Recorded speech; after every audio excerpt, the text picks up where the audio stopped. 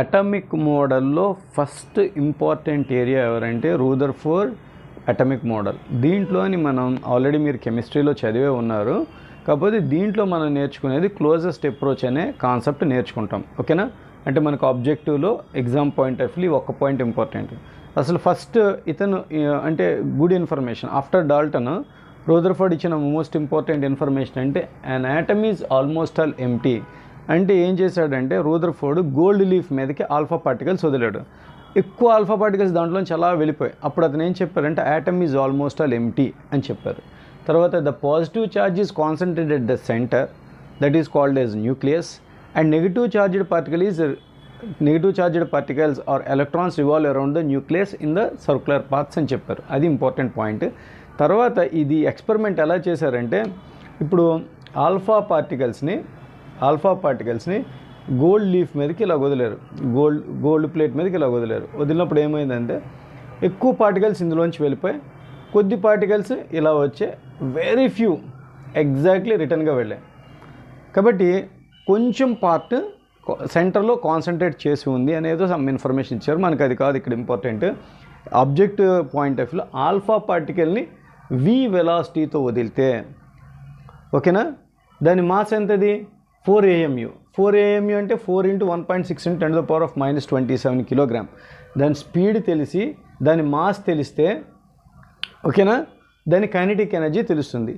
ఇది ఇలా వస్తునేటప్పుడు ఇది positive charge, alpha particle is the positive charge +2e అనమాట. దాని ఛార్జ్ +2e. Q1 ఎంత అవుతుంది? +2e అంటే ఎంత అవుతుంది? 2 × 1.6 × 10⁻⁻19 జౌల్ అనమాట. ఓకేనా?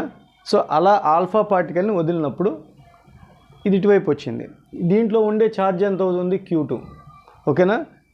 ఇది రిపల్షన్ ఇవ్వడం వలన ఈ కైనెటిక్ ఎనర్జీ అంతా కన్జ్యూమ్ అయిపోయి అది పొటెన్షియల్ ఎనర్జీ కింద మారిపోతుంది అనమాట. ఈ కైనెటిక్ ఎనర్జీకి ఎగ్నెస్ట్గా రిపల్షన్ ఫోర్స్ అప్లై చేయడం వలన ఎగ్నెస్ట్ వర్క్ డన్ జరుగుతుంది. ఆ మోషన్కి ఎగ్నెస్ట్గా వర్క్ డన్ జరగడం వలన ఇక్కడ కైనెటిక్ ఎనర్జీ అంతా దాని పొటెన్షియల్ ఎనర్జీ కింద మారిపోతుంది. సో కైనెటిక్ ఎనర్జీ ఫార్ములా ఏంటంటే 12m1v². 12m1v² అంటే ఆల్ఫా పార్టికల్ యొక్క కైనెటిక్ ఎనర్జీ. అది ఎలా మారిపోతుంది? పొటెన్షియల్ ఎనర్జీ కింద మారిపోతుంది. పొటెన్షియల్ ఎనర్జీ ఫార్ములా ఏంటి? 1/4πε0 Q1 Q2/r కదా. 1/4πε0 Q1 అంటే ఎవరు? 2e. ఆల్ఫా పార్టికల్ కదా. ఆల్ఫా పార్టికల్కి ఛార్జ్ ఎంత అవుతుంది? 2 electrons, mass 4 atomic units. So కాబట్టి దీని ఛార్జ్ Ze, దీని ఛార్జ్ 2e. Z అనేది ఇక్కడ గోల్డ్ యాటమ్ అనుకోండి, గోల్డ్ యొక్క నెంబర్ వేస్తాం. ఇంకేదైనా యాటమ్ అనుకోండి, ఇంకేదైనా వేస్తాం. సో కాబట్టి ఎప్పుడైనా క్లోజెస్ట్ అప్రోచ్ చేసేటప్పుడు మీరు ఫాలో అవ్వాల్సిన ఫార్ములా ఏంటి? 12mv² = 1/4πε0 Q1 Q2/r కానీ d కానీ వేసుకోవాలి. ఈ ఆర్ని ఏమంటామంటే ఇది d వేసుకోండి, లేదంటే d వేసుకుంటే ఈ డిస్టెన్స్ d ఏమవుతుంది? క్లోజెస్ట్ అప్రోచ్ అవుతుంది అనమాట. అంటే ఇది ఇక్కడికి వచ్చినప్పుడు వాటి మధ్య ఉండే potential energy formula 1/4πε0 Q1 Q2/d అనే ఫార్ములాని మనం ఫాలో అవ్వాలి. నెక్స్ట్ రూదర్ఫోర్డ్ చాలా బుక్స్లో ఇప్పుడు ఏంటంటే ఇంపాక్ట్ పారామీటర్ అవన్నీ రాస్తున్నారు. అవేం ఎగ్జామ్ పాయింట్ ఆఫ్ వ్యూ అంత ఇంపార్టెంట్ ఏం కాదు. సో ఎగ్జామ్కి ఏది ఇంపార్టెంట్ అది చదువుకోండి. ఓకేనా? మీకు అర్థమైందని నేను అనుకోవచ్చా? యాక్చువల్లీ రూదర్ఫోర్డ్ ప్రపోజల్ ముందు ప్లమ్ పడింగ్ మోడల్ అని ఒక సిద్ధాంతం ప్రకటించారు. కానీ తర్వాత కెమిస్ట్రీలో బోల్డెన్ రీసెర్చ్లు జరిగిన తర్వాత యాటమ్స్ మీద బోల్డెన్ థియరీస్ వచ్చాయి. అందులో రూదర్ఫోర్డ్ చెప్పిన అటామిక్ మోడల్ చాలా ఫేమస్. అంటే యాటమ్ గురించి, దాని స్ట్రక్చర్ గురించి చాలా విషయాలు బయటపెట్టాయి. దానికి రూదర్ఫోర్డ్ అనే సైంటిస్ట్ మనకి ఎక్కువ ఇన్ఫర్మేషన్ ఇచ్చి గోల్డ్ ఫాయిల్ ఎక్స్పెరిమెంట్ ద్వారా మనకి చాలా ఇన్ఫర్మేషన్ ఇచ్చారు. ఎక్స్పెరిమెంట్ చూద్దాం. ఒక ఆల్ఫా పార్టికల్ అంటే ఇతనితో పాటు గీగర్ అండ్ మార్స్డన్ అనే ఇద్దరు సైంటిస్టులు కూడా హెల్ప్ చేశారు. ఆ ఎక్స్పెరిమెంట్ ఏంటో మనం చూద్దాం. ఓకేనా? క్లియర్ కట్గా స్టడీ చేద్దాం. ఇందులో ఆల్ఫా పార్టికల్ అంటే 2 ప్రోటాన్లు 2 న్యూట్రాన్లు కలిగి ఉన్న ఒక హీలియం న్యూక్లియస్ని ఆల్ఫా పార్టికల్ అంటారు. దీన్ని ఒక లెడ్ కంటైనర్ అంటే ఆల్ఫా పార్టికల్ రిలీజ్ చేసే సోర్స్ని లెడ్ కంటైనర్లో ఉంచారు. ఓకే, ఆల్ఫా పార్టికల్ అంటే తెలుసుగా. ఎందుకు ఈ ఆల్ఫా పార్టికల్ సెలెక్ట్ చేసుకున్నారంటే దీని హై ఎనర్జీ ఉంటుంది, పైగా 4 యూనిట్ల మాస్ కూడా ఉంటుంది. ఇలాంటి ఆల్ఫా పార్టికల్ని ఒక సోర్స్ ద్వారా ఉంచి దాని నుంచి ఒక యాటమ్ మీదకి వెళ్ళేటట్టు చేశారనమాట. అలా ఒక అరేంజ్మెంట్ని ఏర్పాటు చేశారు. ఆ అరేంజ్మెంట్ ఎక్స్పెరిమెంట్ డీటెయిల్ కొంచెం చూద్దాం. సో చెప్పాను కదా, ఆల్ఫా పార్టికల్ ఎందుకు సెలెక్ట్ చేశారు. ఎక్కువ ఎనర్జీ ఉంటుంది, పైగా 4 యూనిట్ల మాస్ కూడా ఉంటుంది కాబట్టి ఆల్ఫా పార్టికల్ని సెలెక్ట్ చేసి దాన్ని ఒక లెడ్ కంటైనర్ సోర్స్లో పెట్టారు. దాన్ని ఎదురుగా గోల్డ్ ఫాయిల్ అంటే ఒక బంగారు రేకును ఉంచారనమాట. అయితే బంగారు రేకును ఎందుకు ఉంచారంటే దాన్ని చాలా థిన్ ప్లేట్ కింద మార్చవచ్చు. దాని డక్టైల్ ప్రాపర్టీ ఉండాలి. నియర్ బై 1000 యాటమ్స్ ఉండేటంత పల్చగా దాన్ని మార్చగలం కాబట్టి అంత పల్చగా తయారు చేసే బంగారు రేకు ఉంచి దాని ఎదురుగా ఆల్ఫా పార్టికల్ సోర్సెస్ని పెట్టారు. దీంతో పాటు ఆ బంగారు రేకు చుట్టూ ఒక ఫ్లోరిసెంట్ స్క్రీన్ని ఏర్పాటు చేశారు. ఫ్లోరిసెంట్ స్క్రీన్ ఎందుకు ఏర్పాటు చేశారంటే ఒకవేళ ఆల్ఫా పార్టికల్ తగిలినట్టయితే, దాని మీద పడినట్టయితే అది ఒక రకమైన షైనింగ్ ఇచ్చి ఆల్ఫా పార్టికల్ పొజిషన్ని ఇండికేట్ చేస్తుంది. అందుకని ఫ్లోరిసెంట్ స్క్రీన్ ఉంచారు. సో ఓకే, మీకు ఎక్స్పెరిమెంట్ స్టార్టింగ్ చెప్తున్నాను. ఇందులో ఏమవుతుందంటే ఆల్ఫా పార్టికల్ని, ఓకేనా, అక్కడ చూడండి స్ట్రక్చర్ బంగారు రేకు మీద, బంగారు రేకు ఎలాగ ఎదురుకు వచ్చినట్టుంది, ఫ్లోరిసెంట్ స్క్రీన్ ఎదురుకు వచ్చినట్టు మనం అనుకోవాలన్నమాట. సో చూద్దాం. ఇందులో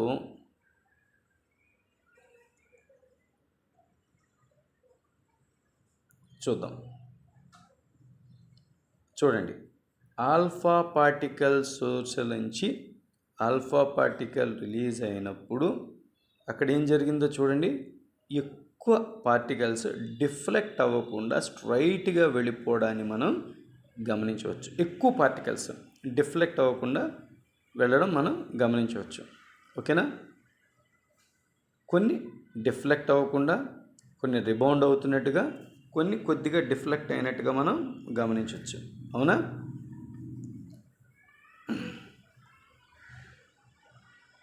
సో దీని కన్క్లూజన్ ఏంటి, దీన్ని ఎలాగ అర్థం చేసుకోవాలి అని అనుకుంటే,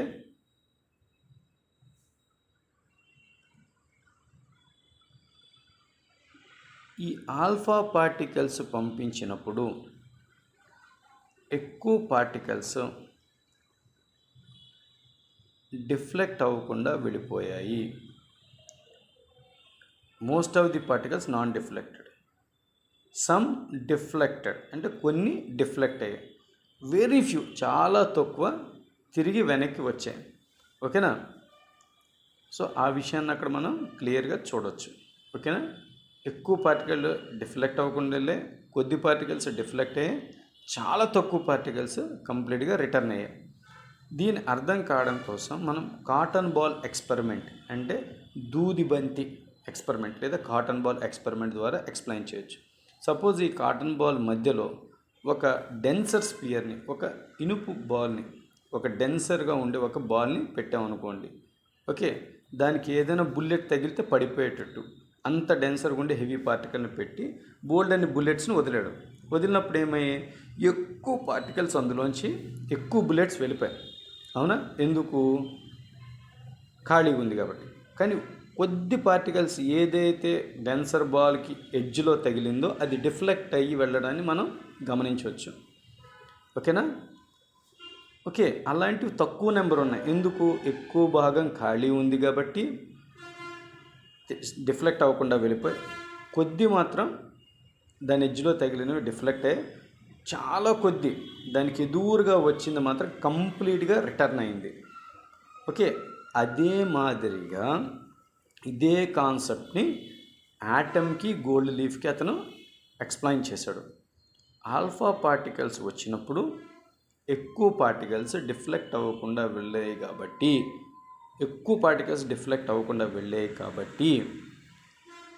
యాటమ్ చాలా భాగం ఖాళీగా ఉందని రూదర్ఫర్డ్ విశ్వసించాడనమాట. He believes that atom is almost all empty. ఓకేనా, atom is almost all empty. Cotton బాల్లో అయితే ఇవి డిఫ్లెక్ట్ అవ్వడానికి కారణం ఏంటి? మధ్యలోని డెన్సర్ పార్ట్ ఉన్నట్టుగా యాటంలో కూడా డెన్సర్ పార్ట్ సెంటర్లో ఉంది, అందువలన ఆల్ఫా పార్టికల్స్ డిఫ్లెక్ట్ అయ్యాయి అని అతను చెప్పాడనమాట. కాబట్టి టోటల్ మాస్ కానీ టోటల్ పాజిటివ్ ఛార్జ్ కానీ సెంటర్లో ఉంది, దాని పేరు న్యూక్లియస్ అని అతను చెప్పాడు. మీకు అర్థమైందని నేను అనుకోవచ్చా? సో ఇది రదర్ఫోర్డ్ ఎక్స్పెరిమెంట్ కాన్సెప్ట్. చాలా తక్కువ మాత్రం ఎగ్జాక్ట్గా రిటర్న్ అయ్యాయి. సో ఎలా చూసుకున్నా సరే ఎక్కువ డిఫ్లెక్ట్ అవ్వకుండా వెళ్తే కాటన్ బాల్ అయితే ఎలాగ వెళ్ళాయో దీంట్లో కూడా యాటంలో కూడా ఎక్కువ డిఫ్లెక్ట్ అయ్యాయి కాబట్టి ఎంటీ పార్ట్ ఉంది, కొంత మాత్రం డిఫ్లెక్ట్ అయ్యాయి కాబట్టి పాజిటివ్ ఛార్జ్ అంతా సెంటర్లో ఉందని అతను గమనించి మనకు ఒక థియరమ్ని ఇచ్చారనమాట. ఓకేనా, ఇది అతని ఎక్స్పెరిమెంట్ యొక్క కన్క్లూజన్. సో ఇప్పుడు ఒక్కసారి ఆ డయాగ్రామ్ చూడండి.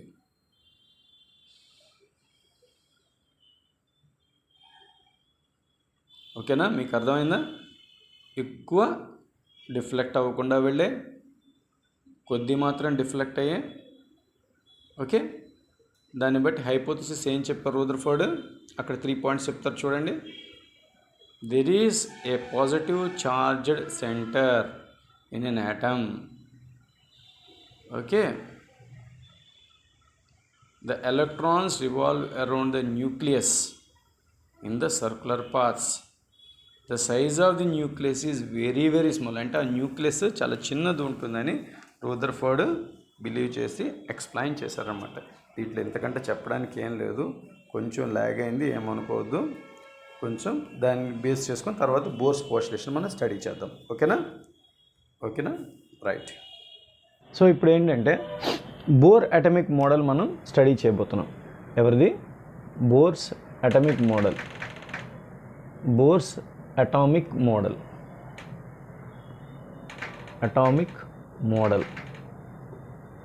బోర్స్ అటామిక్ మోడల్ మనం స్టడీ చేయబోతున్నాం. మనకి ఎగ్జామ్ పాయింట్ ఆఫ్ వ్యూలో పనికొచ్చే ఒక 4 పాయింట్స్ని మనం స్టడీ చేయబోతున్నాం. ఏంటిది? when an electron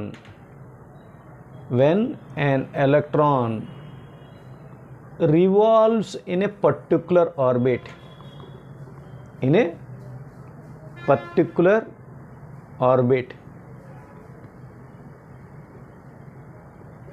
the energy of the electron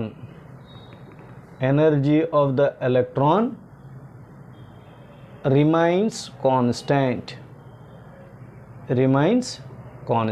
అన్నది first point.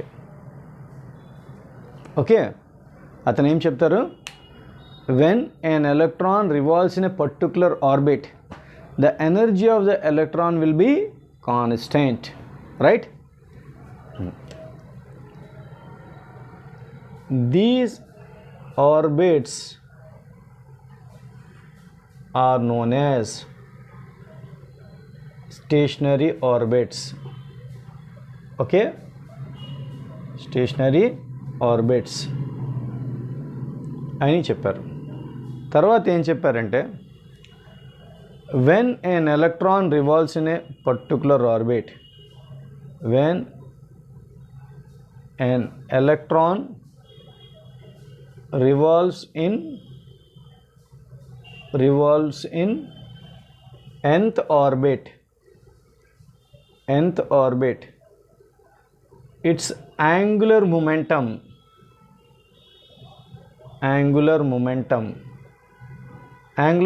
formula mass velocity radius of the orbit. Angular momentum mvr is nh/2 pi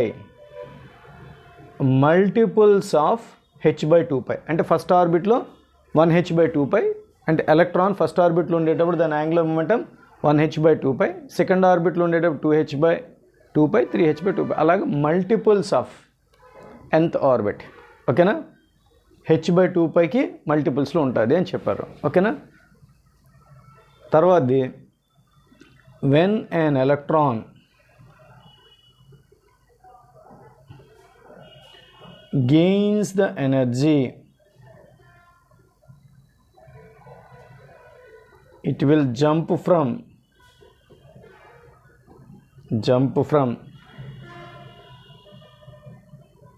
lower energy orbit to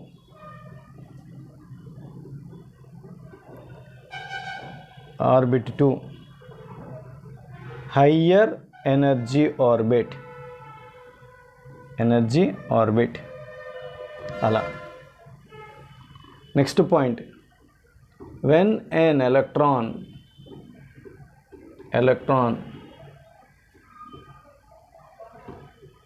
jumps from higher energy orbit to lower energy orbit, it loses the energy is equal to difference of energies of two orbits. అంటే ఇక్కడ క్లియర్గా చెప్పుకోవాలి అంటే, ఒక nucleus ఇలా ఉంటే first ఆర్బిట్కి ఒక energy ఉంటుంది, సెకండ్ ఆర్బిట్కి ఒక ఎనర్జీ ఉంటుంది అనుకుంటే, ఫస్ట్ ఆర్బిట్ ఎనర్జీని E1, second orbit energy E2 అనుకోండి. ఈ ఎలక్ట్రాన్ సెకండ్ ఆర్బిట్ నుంచి ఫస్ట్ ఆర్బిట్కి జంప్ చేస్తే కొంత ఎనర్జీ బయటకు వస్తుంది, లేదా కొంత ఎనర్జీ లూజ్ అయిపోయినప్పుడు higher energy level to lower energy లెవెల్కి వస్తుందని చెప్పారు. దాని వాల్యూ ఎంత అవుతుందంటే E2 మైనస్ E1 అనే ఎనర్జీని అది ఎమిట్ చేస్తుంది. అది ఎలాగా? In the form of radiation of the frequency nu. కాబట్టి మనం ఇక్కడ నేర్చుకోవాల్సిన రెండు పాయింట్స్. ఒకటేంటి, ఎలక్ట్రాన్ యొక్క angular momentum mvr is equals to nh/2π. ఒకటి, when electron jumps from the higher energy level to lower energy level, it emits radiation with the frequency nu అన్నది మనం గుర్తుపెట్టుకోవాలి. ఓకేనా? రైట్. సో దీన్ని బేస్ చేసుకొని hydrogen spectrum అంటే hydrogen atomic structure గురించి ఇంకా డీటెయిల్గా మనం స్టడీ చేయబోతున్నాం. అంతేనా? కాబట్టి ఇక్కడ ఏమైంది, E2 minus E1 is equals to H. So ఇక్కడ మనం ఒక చిన్న పాయింట్ని మనం స్టడీ చేయాలి. ఏంటంటే, ఒక ఎలక్ట్రాను సపోజ్ ఫర్ ఎగ్జాంపుల్ ఇక్కడ మనం 2 ప్రిన్సిపల్స్ తీసుకుంటాం. ఒక న్యూక్లియస్ ఉంది, దాంట్లో ప్రోటాన్స్ నెంబర్ని Z అంటాం. కాబట్టి ఎలక్ట్రాన్ ఛార్జ్నైనా ప్రోటాన్ ఛార్జ్నైనా ఈతో ఇండికేట్ చేస్తాం. కాబట్టి ఒక ప్రోటాన్ ఛార్జ్ ప్లస్ ఈ అయితే Z నెంబర్ ఆఫ్ ప్రోటాన్స్ ఉంటాయి కాబట్టి Ze. దీన్ని ఛార్జ్ ఆఫ్ న్యూక్లియస్ అంటాం. Zeని ఏమంటాం? Charge of nucleus. ఇలాంటి న్యూక్లియస్ చుట్టూ ఒక ఎలక్ట్రాన్ రివాల్వ్ అవుతుంది అనుకోండి. ఓకేనా? ఆ రెండిటి మధ్య ఉండే అట్రాక్షన్ ఫోర్స్ ఎంత ఉంటుంది? దీని రేడియస్ r అయితే ఆ రెండిటి మధ్య ఉండే electrostatic attraction force 1/4πε0 Q1 Q2/r². ఎంతది? Q1 Q2/r². సో 1/4πε0. ఒకదాని ఛార్జ్ ఎంత అయింది? Ze. ఇంకో దాని ఛార్జ్ ఎంత అయింది? E. కాబట్టి Q1 Q2/r². ఓకేనా? సో మనం ప్రాబ్లమ్స్ చేసేటప్పుడు ఏం చేస్తామంటే, if it is moving with the velocity v, we can take mv²/r as the centripetal force అని తీసుకుంటాం ఇన్ జనరల్గా. సో కాబట్టి ఈ ఫోర్స్ ప్లేస్లో centrifugal force mv²/r is equals to 1/4πε0 Ze²/r² వేసుకుంటే ఈ స్క్వేర్ ఈ 6 పోతుంది. కాబట్టి mv² is equals to 1/4πε0 Ze²/r అని వేసుకుంటాం. ఓకేనా? సో అయితే మనకి ఇందాకే చెప్పాం, angular momentum formula mvr is equals to nh/2π అనే ప్రిన్సిపల్ని కూడా మనం యూజ్ చేయొచ్చు. ఈ రెండు ప్రిన్సిపల్ని మనం యూజ్ చేయొచ్చు. ఈ రెండు ప్రిన్సిపల్స్ని మనం సక్సెస్ఫుల్గా ఆ ఎలక్ట్రాన్కి అప్లై చేయొచ్చు. దీన్ని బట్టి మనం వి ప్లేస్లో ఏం రాయొచ్చు చెప్పండి, NH/2πmr అనే వాల్యూని మనం ఇక్కడ సబ్స్టిట్యూట్ చేసుకోవచ్చు. అంటే వి ప్లేస్లో NH/2πmr whole square is equals to 1/4πε0 ZE² అని సబ్స్టిట్యూట్ చేసుకుందాం. చేసుకున్నప్పుడు ఏమొస్తుంది ఇక్కడ చూడండి, n²h²4π² ఈజ్ ఈక్వల్స్ టు ఎంత వచ్చింది, 1/4πε0 ZE² అన్నది వచ్చింది. సో ఇప్పుడు ఈ r² rని పోతే, ఒక 4ని పోతే, ఒక π² πని పోతే, ఈ mని పోతే మనకేం మిగులుతుంది చూడండి. మనకు కావాల్సింది ఏంటి, రేడియస్ ఆఫ్ ద ఆర్బిట్ని మనం ఫైండ్ అవుట్ చేస్తున్నాం అనుకోండి. రేడియస్ ఆఫ్ ద ఆర్బిట్ని మనం ఫైండ్ అవుట్ చేస్తున్నాం అనుకోండి. ఓకే, అంటే ఈ రేడియస్ ఆర్బిట్ యొక్క రేడియస్ వాల్యూ ఎంత ఉంటుంది ఫైండ్ అవుట్ చేయడం కోసం మనం చేస్తున్నాం అనుకోండి. మనకేం మిగిలింది, n²/h²πmr is equals to ZE² మిగిలింది. మనకేం కావాలి, రేడియస్. కాబట్టి radius r is equals to, ఇది ఇటువైపు వెళ్తే మనకేమొచ్చింది, ε0 n²h²πm ZE² వచ్చింది. దీన్ని మన కంఫర్ట్గా రాసుకోవాలంటే r ఈజ్ ఈక్వల్స్ టు దీన్ని పక్కన పెడదాం. పెడితేప్పుడు ఏమొస్తుంది, ε0 h²πme² ఇంటూ n²/z అని వచ్చింది. అంటే n అన్నది పర్టికులర్ ఆర్బిట్ నెంబర్, z అన్నది ఎలిమెంట్ అటామిక్ నెంబర్. సపోజ్ అది హైడ్రోజన్ అనుకోండి, Z1 అవుతుంది. అదే కానీ హీలియం అనుకోండి 2 ఉంటుంది, లిథియం అనుకోండి 3 ఉంటుంది. ఆ రకంగా మనం ఇక్కడ ε0 వాల్యూ అంటే ఎంత, ε0 వాల్యూ 8.87 × 10⁻⁻12 సబ్స్టిట్యూట్ చేసుకున్నాం అనుకోండి. హెచ్ వాల్యూ 6.67 × 10⁻34 సబ్స్టిట్యూట్ చేసుకున్నాం అనుకోండి. Mass of the electron 9.1 × 10⁻31 substitute చేసుకున్నాం అనుకోండి. ఓకేనా, ఛార్జ్ ఆఫ్ ఎలక్ట్రాన్, ఓకేనా, ఛార్జ్ ఆఫ్ ఎలక్ట్రాన్ ఎంత అవుతుంది, E is equals to 1.6 × 10⁻19 coulomb substitute చేసుకున్నాం. పై వాల్యూ 3.14 సబ్స్టిట్యూట్ చేసుకున్నాం అనుకోండి. చివరికి ఎంత వస్తుంది అంటే, నేను ఇక్కడ క్లియర్గా రాస్తున్నా చూడండి, చివరికి ఎంత వస్తుందో చూద్దాం. Radius r is equals to, ఈ వాల్యూ అంతా సింప్లిఫై చేసుకుంటే 0.51 యాంగ్స్ట్రామ్ యూనిట్స్ ఇంటూ n²/z అని వస్తుందన్నమాట. సో n అన్నది ఆర్బిట్ నెంబర్, అది ఫస్ట్ ఆర్బిట్లో ఉంటే n1 1², సెకండ్ ఆర్బిట్లో ఉంటే 2², థర్డ్ ఆర్బిట్లో ఉంటే 3². ఇంకా z అంటే హైడ్రోజన్ 1, హీలియం 2, లిథియం 3 అలా. కాబట్టి హైడ్రోజన్ ఫస్ట్ ఆర్బిట్ అంటే Z1 అవుతుంది, n1 అవుతుంది.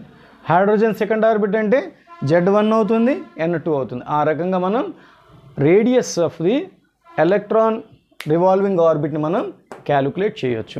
ఇది ఎగ్జామ్ పాయింట్ ఆఫ్ వ్యూలో చాలా ఇంపార్టెంట్. అంటే r ప్రపోర్షనల్ n² అన్నది చాలా ఇంపార్టెంట్. r ప్రపోర్షనల్ n²/z అనేది చాలా ఇంపార్టెంట్. ఓకేనా, రేడియస్ ఫైండ్ అవుట్ చేసాం కదా, ఇంకా వెలాసిటీని కూడా ఫైండ్ అవుట్ చేయాలి. సో రేడియస్కి ఫార్ములా చెప్పండి ఒక్కసారి, 1 2 3 0.15 యాంగ్స్ట్రామ్ యూనిట్స్ n²/z. ఓకేనా, కళ్ళు మూసుకొని చెప్పండి, r is equals to 0.51 angstrom unit into n²/z. ఏమా రైట్? Right, okay. అలా ఇప్పుడు velocity of the electron in ఎంత ఆర్బిట్ మనం ఫైండ్ అవుట్ చేయాలి అంటే, ఆల్రెడీ ఇందాక మనం డిస్కస్ చేసాం. ఏంటని, mvr is equals to nh/2π అని మనం డిస్కస్ చేసాం, అవునా? nh/2π అని డిస్కస్ చేసాం. సో అందులో మనకి ఏమైందంటే, ఓకేనా, ఆల్రెడీ రేడియస్ని మనం ఫైండ్ అవుట్ చేస్తాం కదా. సో దాంట్లో రేడియస్ వాల్యూ సబ్స్టిట్యూట్ చేసాం అనుకోండి, mvr, r వాల్యూ ఎంతది, ε0 h²πme² into n²/z is equals to, ఇది mvr వాల్యూ అనమాట. ఎంత అయింది NH/2π ఓకేనా NH/2π కాబట్టి n క్యాన్సిల్ అయింది ఒక హెచ్ క్యాన్సిల్ అయింది ఇక్కడ m క్యాన్సిల్ అయింది ఇక్కడ పై క్యాన్సిల్ అయింది కాబట్టి మనకి ఏం మిగిలిందంటే ε0h/e² into v n/z is equals to 1/2 అని మిగిలింది కాబట్టి v ఈజ్ ఈక్వల్స్ టు చూస్తే ఏమొచ్చింది e²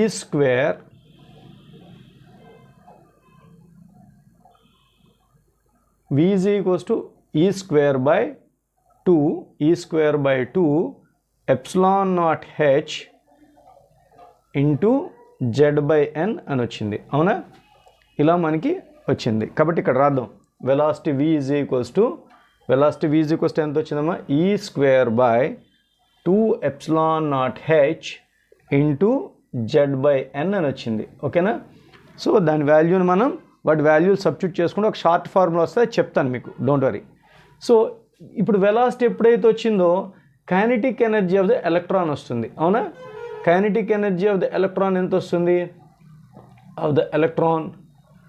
ఎంత వస్తుంది చూద్దాం జనరల్గా కైనెటిక్ ఎనర్జీకి ఫార్ములా ఏంటి స్పీడ్ తెలిసింది అనుకోండి kinetic energy k is equals to ½ mv² కదా కాబట్టి ½ m kinetic energy k is equals to ½ m v ప్లేస్లో ఎంత మనం వేయాలి e² into 2 epsilon naught h into z/n whole square కాబట్టి ఎంత వస్తుంది kinetic energy k is equals to ½ m e⁴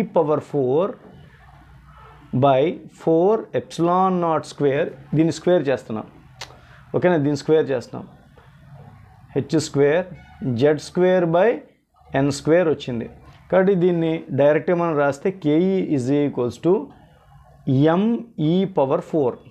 by 8 epsilon naught square h² into z²/n² ఆ ఫార్ములాని ఇక్కడ రాస్తున్నా అంటే kinetic energy k is equals to క్లియర్గా రాస్తున్నా చూడండి me⁴ by 8 epsilon naught square h² into z²/n² అన్న వాల్యూ మనం అక్కడ రాస్తున్నాం మీకు అర్థమైందా 3 ఫార్ములాస్ మనం డిరైవ్ చేసాం ఇది కాకుండా ఇంకేమైనా ఉన్నాయా అంటే ఉన్నాయి బోల్డ్ ఉంటాయి బాబు అంటే అప్పుడే అయిపోయింది ఎనర్జీ సరే వినండి జాలిగా చూస్తున్నారు పాపం బుక్ అయిపోమని బాబు వినాలి వింటుండాలి నేర్చుకోవాలి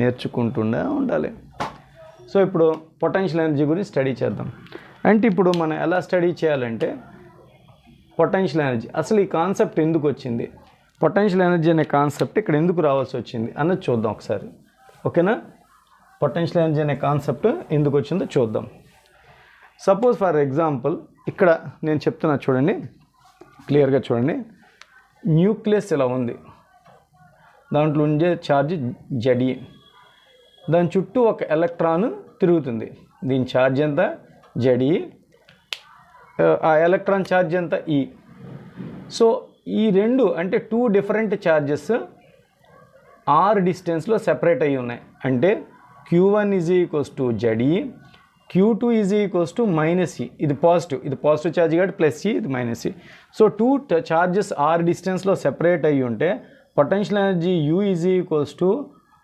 1/4π epsilon naught Q1 Q2/r అనే ఫార్ములాని మనం అప్లై చేయాలి ఇక్కడ r అంటే డిస్టెన్స్ బిట్వీన్ ద 2 ఛార్జెస్ అదే దాన్ని రేడియస్ కింద మనం కన్సిడర్ చేస్తాం కాబట్టి potential energy U is equals to 1/4π epsilon naught Ze into -e/r అయితే r వాల్యూ ఎంతది దీన్ని ఇక్కడ సబ్స్టిట్యూట్ చేద్దాం U is equals to 1/4π epsilon naught అర్థమవుతుందా 1/4π epsilon naught -Ze² by r ప్లేస్లో మనం ఏం వేయాలంటే epsilon naught h² by πme² into n²/z so ఇక్కడ మనం జాగ్రత్తగా చూస్తే అర్థమయ్యేది ఈ పై పోయింది ఓకేనా పై పోయింది. సో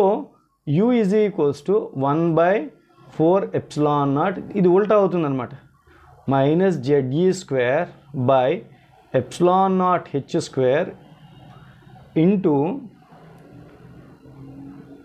ఈ n స్క్వేర్ ఉంది కదా, n square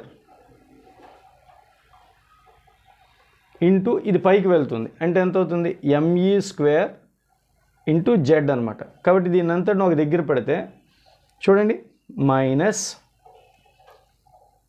e⁴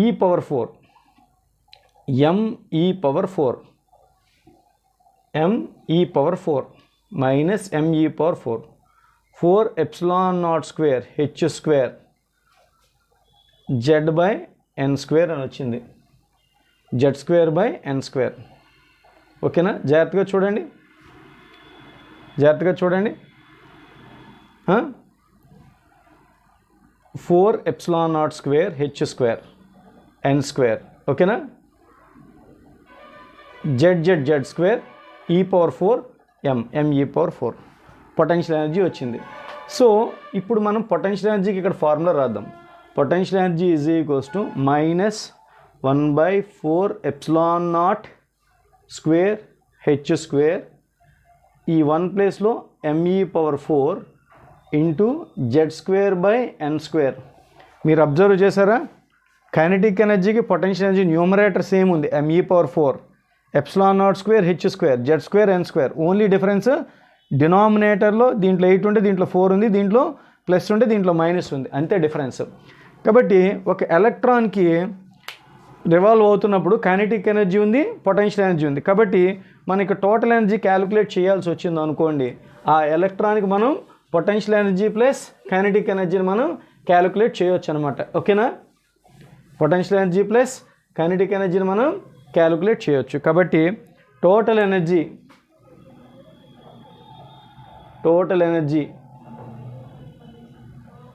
is equals to total energy TE is equals to PE plus KE. PE plus KE, total energy is equals to PE plus KE. అంటే total energy TE is equals to potential energy ఎంత వచ్చింది చూడండి, potential energy ఎంత వచ్చింది చూడండి. Total energy TE is equals to potential energy plus kinetic energy అన్నాంగా. ఇప్పుడు potential energy ఎంత వచ్చింది ఇక్కడ తీసి అలాగ రాస్తే మైనస్ me⁴4ε0² అక్కడ ఉన్నది ఇలా రాస్తున్నా, h² ఇంటూ z²/n². అది పొటెన్షియల్ ఎనర్జీ. కైనెటిక్ ఎనర్జీకి ఎంత వచ్చింది చూడండి, me⁴ 8ε0² h² ఇంటూ z²/n² అని వచ్చింది. సో ఈ రెండిటిలోని ఆల్మోస్ట్ ఆల్ సేమ్ ఉంది. ఏంటి డిఫరెన్స్ ఉంది, డినామినేటర్లో సేమ్ ఉంది, ఇక్కడ మైనస్ ఉంది, ఇక్కడ ప్లస్ ఉంది. కాబట్టి మనం ఎవరెవరిని కామన్ ఫ్యాక్టర్ తీయచ్చు, me⁴ ε0² h² z²/n² common factor తీస్తే ఇందులో -1/4 మిగిలింది, ఇందులో 1/8 మిగిలింది. కాబట్టి దీంట్లో ఎల్సిఎం తీసామనుకోండి, ఇది me⁴ ε0² h² into z²/n² into 8 LCM కదా, -2 + 1 కాబట్టి -1. కాబట్టి టోటల్ ఎనర్జీ ఎంత వచ్చింది, total energy TE is equals, ఇది -1/8 అనమాట, -1/8 me⁴ ε0² h² z²/n². మీకు అర్థమైందని నేను అనుకోవచ్చా? కాబట్టి ఇక్కడ టోటల్ ఎనర్జీ రాసిన చూడండి, total energy TE is equals to -1/8 me⁴ ε0² h² into okay z²/n². So ఇది రాసిన తర్వాత మీకు విషయం అర్థమవుతుంది, కైనెటిక్ ఎనర్జీకి టోటల్ ఎనర్జీకి ఫార్ములా సేమ్ ఉంది, ఓన్లీ సైన్ కన్వెన్షన్ డిఫరెన్స్ ఉంది. కైనెటిక్ ఎనర్జీకి పొటెన్షియల్ ఎనర్జీకి అంతా సేమ్ ఉంది, కానీ డినామినేటర్లో 4 ఉంది. అందుకని మనం ఒక రిలేషన్ డెవలప్ చేస్తాం. ఏంటంటే ఆ రిలేషన్ ఏంటంటే చూద్దాం. ఆ రిలేషన్ ఏంటంటే total energy is equals to minus kinetic energy is equals to potential energy by 2. ఎంత మరి total energy is equals to minus kinetic energy is equals to potential energy by 2. అయితే ఈ వాల్యూస్ అన్నీ మనం సబ్స్టిట్యూట్ చేస్తే ఎంత వస్తుందో తెలుసా? Total energy T is equals to minus 13.6 electron volt into Z² by N². ఈ వాల్యూ అంతా ఎంత అవుతుంది? 13.6. ఈ వాల్యూ అంతా ఎంత అవుతుంది? 13.6 ఎలక్ట్రాన్ వోల్ట్ అవుతుందన్నమాట. కాబట్టి 13.6 electron volt into Z² by N² అనేది మనకి టోటల్ ఎనర్జీ. అదే కానీ కైనెటిక్ ఎనర్జీ కావాలనుకోండి, total energy is equals to minus kinetic energy కదా, అవునా కదా? కాబట్టి కైనెటిక్ ఎనర్జీ కావాలంటే టోటల్ ఎనర్జీకి మైనస్ తగిలిస్తే కైనెటిక్ ఎనర్జీ వస్తుంది. పొటెన్షియల్ ఎనర్జీ కావాలంటే ఏం చేయాలి? టోటల్ ఎనర్జీకి బై 2 చేస్తే పొటెన్షియల్ ఎనర్జీ వచ్చేస్తుంది. ఓకేనా? మీకు అర్థమైందని అనుకోవచ్చా? ఓకేనా పిల్లలు? Okay, right. Dear students, atoms అనే లెసన్ మనం ఆబ్జెక్టివ్ పాయింట్ ఆఫ్ వ్యూలో చదవాలా, ఐపీ ఎగ్జామ్ పాయింట్ ఆఫ్ వ్యూలో చదవాలా అన్నది అందరికీ కాంట్రవర్షియల్ క్వశ్చన్. సో కాబట్టి నేను ఫస్ట్ ఆబ్జెక్టివ్ పాయింట్ ఆఫ్ వ్యూలో ఏం గుర్తుపెట్టుకోవాలి ఫస్ట్ క్లియర్గా అక్కడ మెన్షన్ చేశాను. తర్వాత అవి ఎలా వచ్చి ఒక్కొక్క దానికి క్లియర్ కట్గా నేను ఎక్స్ప్లెయిన్ చేస్తాను. ఫస్ట్ ఇవి బై హార్ట్ చేసేయండి. దీన్ని బేస్ చేసుకొని ప్రాబ్లమ్స్ చేసేవచ్చు, అందులో ప్రాబ్లమే లేదు. ఆబ్జెక్టివ్ పాయింట్ ఆఫ్ వ్యూలో యాటమ్స్ లెసన్ చాలా ఈజీ. ఓకేనా? ఫస్ట్ ఈ టాపిక్కి చిన్నది, ఈ ఫార్ములాస్ మీరు బై హార్ట్ చేసేయండి. బట్ ప్రూఫ్లు దీని తర్వాత కంటిన్యూగా నేను చెప్పేస్తాను. ఓకేనా? సో ఫస్ట్ వినండి. ఒక ఎలక్ట్రాన్ nth ఆర్బిట్ అంటే first orbit, second orbit, third orbit లాగా nth ఆర్బిట్లో రివాల్వ్ అవుతుంటే ఆ nth ఆర్బిట్ యొక్క రేడియస్కి ఫార్ములా ఏంటంటే Rn, radius of the nth orbit 0.51 angstrom unit into Z² by N². Z అంటే ఎలిమెంట్ అటమిక్ నెంబర్, N అంటే ఆ యాటంలో ఏ ఆర్బిట్లో ఉంది. సెకండ్ ఆర్బిట్లో ఉంటే N is equals to 2, third ఆర్బిట్లో ఉంటే N ఈజ్ ఈక్వల్స్ టు 3. అలాగే ఆ ఆర్బిట్లోని nth ఆర్బిట్లోని ఎలక్ట్రాన్ రివాల్వ్ అవుతుంది, కొంత వెలాసిటీతో రివాల్వ్ అవుతుంది. ఆ వెలాసిటీకి ఫార్ములా ఏంటంటే Vn is equals to C/137 into Z/n. C అంటే దాని వాల్యూని 3 × 10⁸ వేసుకోవాలి. ఇది ఇక్కడ సబ్స్టిట్యూట్ చేసుకొని బై 137 ఇంటూ Z/n వేస్తే, Z అంటే చెప్పాను కదా atomic number, helium 2, hydrogen 1, lithium 3. అలా nth ఆర్బిట్, ఫస్ట్ ఆర్బిట్ అలా తీసుకోవాలి. Total energy of the electron in nth orbit అంటే ఇది చాలా famous. 13.6 Z² by N² electron volt అంటే 13.6 electron volt into Z² by N². ఓకేనా? Z² బై N² అలా తీసుకోవాలన్నమాట. సో ఆ తర్వాత నీకు టోటల్ ఎనర్జీ వచ్చిన తర్వాత క్యాలిక్యులేట్ చేసిన తర్వాత ఆ పర్టికులర్ ఆర్బిట్లో ఎంత కైనెటిక్ ఎనర్జీ ఉంది కావాలంటే టోటల్ ఎనర్జీ క్యాలిక్యులేట్ చేసిన దానికి మైనస్తో మల్టిప్లై చేస్తూ ఉంది. ఇది ఆల్రెడీ మైనస్ వస్తుంది, ఇంకో మైనస్ ఇచ్చామనుకో ప్లస్ అవుతుంది అనమాట. ఎందుకంటే కైనెటిక్ ఎనర్జీ ఎప్పుడు నెగిటివ్ ఉండదు కదా. సో అలాగా దానికి మైనస్తో మల్టిప్లై, దీన్ని మైనస్తో మల్టిప్లై చేస్తూ వచ్చే వాల్యూ కైనెటిక్ ఎనర్జీ అవుతుంది. సో పొటెన్షియల్ ఎనర్జీ కావాలి అంటే 2 టైమ్స్ ఇంటూ టోటల్ ఎనర్జీ. దీన్ని టోటల్ ఎనర్జీ లేదా En అని అంటాం. దీన్ని మనం ఏమంటాం? Tn అని కూడా అంటాం. టోటల్ ఎనర్జీ Tn అంటాం. టోటల్ ఎనర్జీని 2తో మల్టిప్లై చేస్తే పొటెన్షియల్ ఎనర్జీ వచ్చేస్తుంది. సో తర్వాత యాంగులర్ వెలాసిటీకి direct angular velocity nth orbit formula 4.45 into 10⁻16 Z² by N³.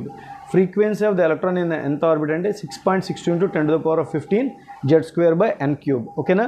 అలాగే చూడండి, టైం పీరియడ్ కావాలనుకోండి, టైం పీరియడ్. ఓకేనా? టైం పీరియడ్ కావాలంటే మనం ఏం చేయాలంటే చూడండి, time period is equals to Tn is equals to 1.5 into 10⁻16 1.5 into 10⁻16 N³ by Z². ఓకేనా? మీకు అర్థమైంది అనుకోవచ్చా? 1.5 ఇంటూ 10⁻16 N³ బై Z². ఓకేనా?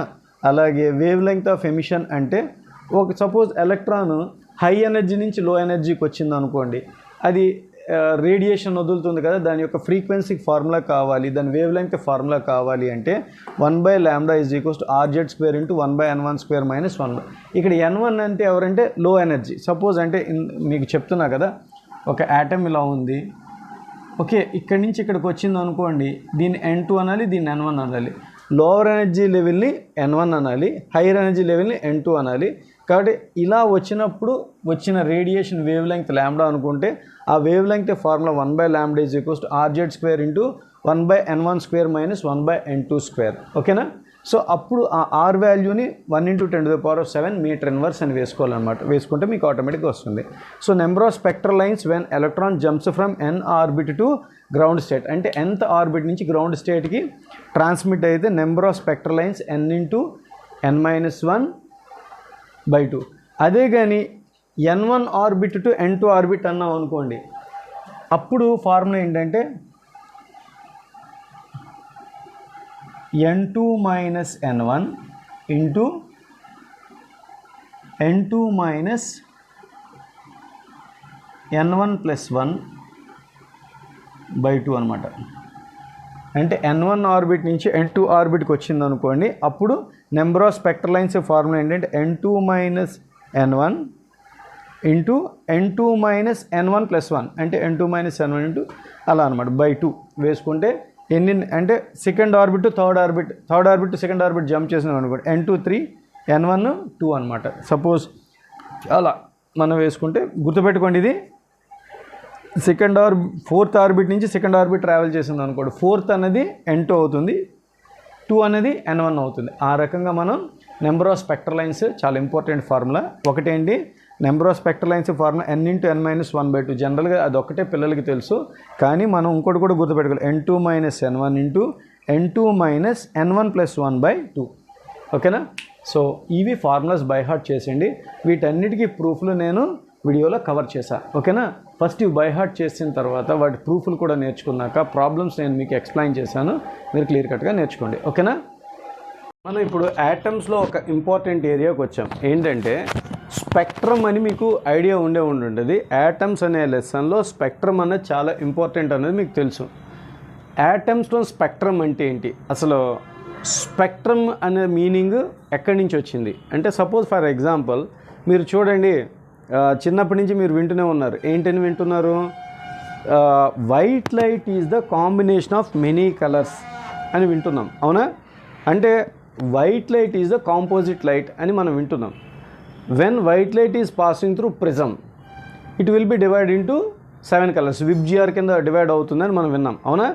సో అదే కాన్సెప్ట్ని ఇప్పుడు సపోజ్ చూడండి, వైట్ లైట్ వచ్చింది, ప్రిజమ్ మీద పడింది, దాంట్లో 7 కలర్స్ వస్తాయి. ఈ 7 కలర్స్ని మనం స్పెక్ట్రమ్ అని అంటాం. స్పెక్ట్రమ్ అంటే group of light race, group of electromagnetic waves, group of wave lungs, group of frequencies అనే మీనింగ్ వస్తుందన్నమాట. సో సింపుల్గా చెప్పాలి, లైట్ రేస్. ఓకేనా? ఆ టాపిక్ కంప్లీట్ చేద్దాం. ఓకేనా? సో ఇక్కడ స్పెక్ట్రమ్ని ఎలాగంటే group of radiation is called spectrum అని అన్నాం. రేడియేషన్ అంటే లైట్ కదా, జనరల్ లైట్ కూడా రేడియేషనే కదా. అందులో there are 2 types. One is absorption spectrum, రెండోది ఎమిషన్ స్పెక్ట్రమ్. ఒకటేంటి అబ్జార్ప్షన్ స్పెక్ట్రమ్, రెండోది ఏంటి emission spectrum. So absorption spectrum గురించి క్లియర్గా చెప్తున్నాం. చూడండి, అబ్జార్ప్షన్ స్పెక్ట్రమ్, అబ్జార్ప్షన్ స్పెక్ట్రమ్ అంటే ఏంటో చూద్దాం. చదువుతున్నా చూడండి. When white light is passed through, white light అంటే కాంపోజిట్ లైట్ అనమాట, passed through atomic hydrogen. Atomic hydrogen అంటే యాటమ్స్ మీద పడింది అనుకోండి, అంటే ఫ్రీగా ఉండి, అంటే హై టెంపరేచర్ దగ్గర ఉందనుకోండి, హైడ్రోజన్ మాలిక్యూల్స్లా కాకుండా యాటమ్స్ మీద పడింది అనుకోండి, అలాంటిది అనమాట. When white light is passed through atomic hydrogen gas, అంటే మాలిక్యూల్ కాకుండా యాటమ్స్లో ఉండే హైడ్రోజన్ గ్యాస్లోంచి వెళ్ళింది అనుకోండి white light, certain frequencies and certain wavelengths are missed. certain wavelengths and certain frequencies are missed. ఇక్కడ ఈ డయాగ్రామ్ ఇచ్చాను చూడండి. అటమిక్ హైడ్రోజన్ ఇక్కడ ఉంది, అటమిక్ హైడ్రోజన్ ఉంది, దాని మీద కొన్ని రేస్ పడ్డాయి, అందులోని ఈ సెకండ్ వన్ మిస్ అయింది, first one third one as it ఈస్కి వెళ్ళిపోయింది. ఇలా when white light is passed through atomic hydrogen gas, certain frequency and certain wavelengths are missed. ఓకేనా? certain frequency and certain wavelengths are missed. The resultant spectrum of bright background with some dark lines. ఇక్కడ మనకి ఇక్కడ 3 radiations పడ్డాయి అనుకోండి, అందులోంచి 2 radiations బయటకు వచ్చాయి. ఒక రేడియేషన్ ఏమైంది, అంటే స్వాహ, అది అబ్జార్బ్ చేసింది. సో ఇలాగ అబ్జార్బ్ చేసినప్పుడు దీన్ని ఫోటో తీసామనుకోండి, మనం ఇచ్చిన ఈ 3 లైన్స్ వల్ల డార్క్ బ్యాండ్ బ్రైట్ బ్యాండ్ వచ్చింది అనుకోండి. బయటకు వచ్చినప్పుడు ఏమవుతుంది, ఆ బ్రైట్ లైన్స్ వచ్చి దాంట్లో మిస్ అయిపోయిన కలర్ ఒక డార్క్ లైన్లా కనబడుతుంది అనమాట. అలాంటి స్పెక్ట్రమ్ మనం ఏమన్నా అబ్జార్ప్షన్ స్పెక్ట్రమ్ అన్నాం. అబ్జార్ప్షన్ స్పెక్ట్రమ్లో ఏముంటుంది, బ్రైట్ బ్యాండ్లోని డార్క్ లైన్ వస్తుంది. ఎందుకు, పర్టికులర్ రేడియేషన్ మిస్ అయింది కదా, ఆ మిస్ అయిన రేడియేషన్ వేవ్ లెంగ్త్ కానీ ఫ్రీక్వెన్సీ కానీ అందులో మనకి డార్క్ లైన్ లాగా మిగిలిపోతుంది అనమాట. డార్క్ అంటే లేకపోవడం, బ్రైట్ అంటే ఉండడం. ఓకేనా? కాబట్టి ఇక్కడ 2 రేడియేషన్స్ ఉన్నాయి కాబట్టి బ్రైట్ ఉంది, ఒకటే లేదు కాబట్టి ఒక డార్క్ లైన్ ఉంది. ఓకేనా? So when white light is passed through atomic hydrogen gas, certain frequencies and certain wavelengths are missed. The resultant spectrum consists of bright background with some dark lines. This pattern is known as absorption spectrum. ఓకేనా? అది next ఇది ఇంకోటి ఉంది spectrum. ఏంటిది? ఇది emission spectrum. ఏంటి emission spectrum అంటే, సరే ఇప్పుడు మీకు ఇంతకుముందు ఇక్కడ డయాగ్రామ్ చూడండి. ఎలక్ట్రాను ఎగ్జైటెడ్ స్టేట్లో ఉందనుకోండి, ఎగ్జైటెడ్ స్టేట్ నుంచి గ్రౌండ్ స్టేట్కి వచ్చింది అనుకోండి, దీనికి E1 దీనికి E2 ఎనర్జీ నుంచి E1 ఎనర్జీకి వచ్చింది అనమాట. అంటే ఎగ్జైటెడ్ స్టేట్ నుంచి నార్మల్ స్టేట్కి వచ్చినప్పుడు, అంటే హయ్యర్ ఎనర్జీ నుంచి లోవర్ ఎనర్జీకి వచ్చినప్పుడు కొంత ఎనర్జీ ఏ ఫార్మేట్లో వస్తుంది, రేడియేషన్ ఫార్మేట్లో బయటికి వెళ్ళిపోతుంది అనమాట. సో అలాంటి స్పెక్ట్రమ్ని మనం ఏమన్నాం, ఎమిషన్ స్పెక్ట్రమ్ అన్నాం. When an electron is excited state makes a transition, అంటే హై ఎనర్జీ లెవెల్లో ఉంది, మేక్స్ ఏ ట్రాన్సిషన్ అంటే కిందకి రావడం, transition to lower energy state, a photon is emitted. The frequency of the emitted photon is directly proportional to, ఇక్కడ చూడండి ఈ difference of energy photon రూపంలో వస్తుంది. ఈ ఫోటాన్ యొక్క ఫ్రీక్వెన్సీ న్యూ అనుకుంటే ఆ న్యూ ఎలా ఉంటుంది, directly proportional to difference of energy. అంటే ఎనర్జీ ఆఫ్ ద ఫోటాన్, ఎంత ఫోటాన్ ఎనర్జీ వస్తుంది, ఈ 2 డిఫరెన్స్ ఎంత ఉంటుందో అంత ఎనర్జీ ఉండే ఫోటాన్ బయటకు వస్తుంది. So energy of the photon is equals to difference. ఫోటాన్కి అకార్డింగ్ టు ప్లాంక్స్ రిలేషన్ ఏంటి, is equals to H nu కదా. హెచ్ న్యూ ఈజ్ ఈక్వల్ అంటే the emission frequency of the photon is directly proportional to difference of the energy levels. The frequency of the emitted photon is directly proportional to difference of the energies of the photon is emission spectrum. ఓకేనా? So ఇలాగ వచ్చేది డైరెక్ట్గా ఎలా ఉంటుందంటే, dark లైన్లో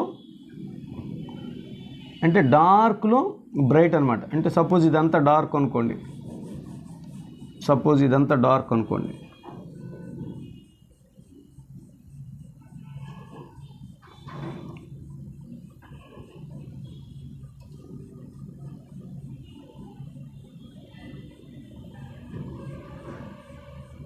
దీంట్లో ఈ radiation వస్తుంది కదా, ఇలా ఉంటుంది అన్నమాట. అంటే డార్క్ బ్యాక్గ్రౌండ్లో బ్రైట్ లైన్స్ కనిపించేది ఎమిషన్ స్పెక్ట్రమ్. మీకు అర్థమవుతుందా?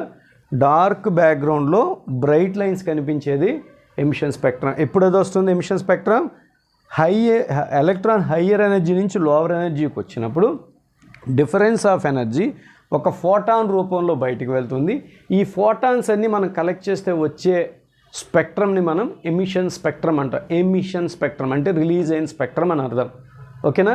మీకు అర్థమైందని అనుకోవచ్చా?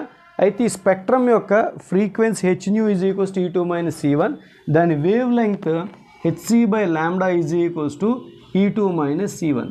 దీని గురించి మనం డీటెయిల్గా చదువుతాం.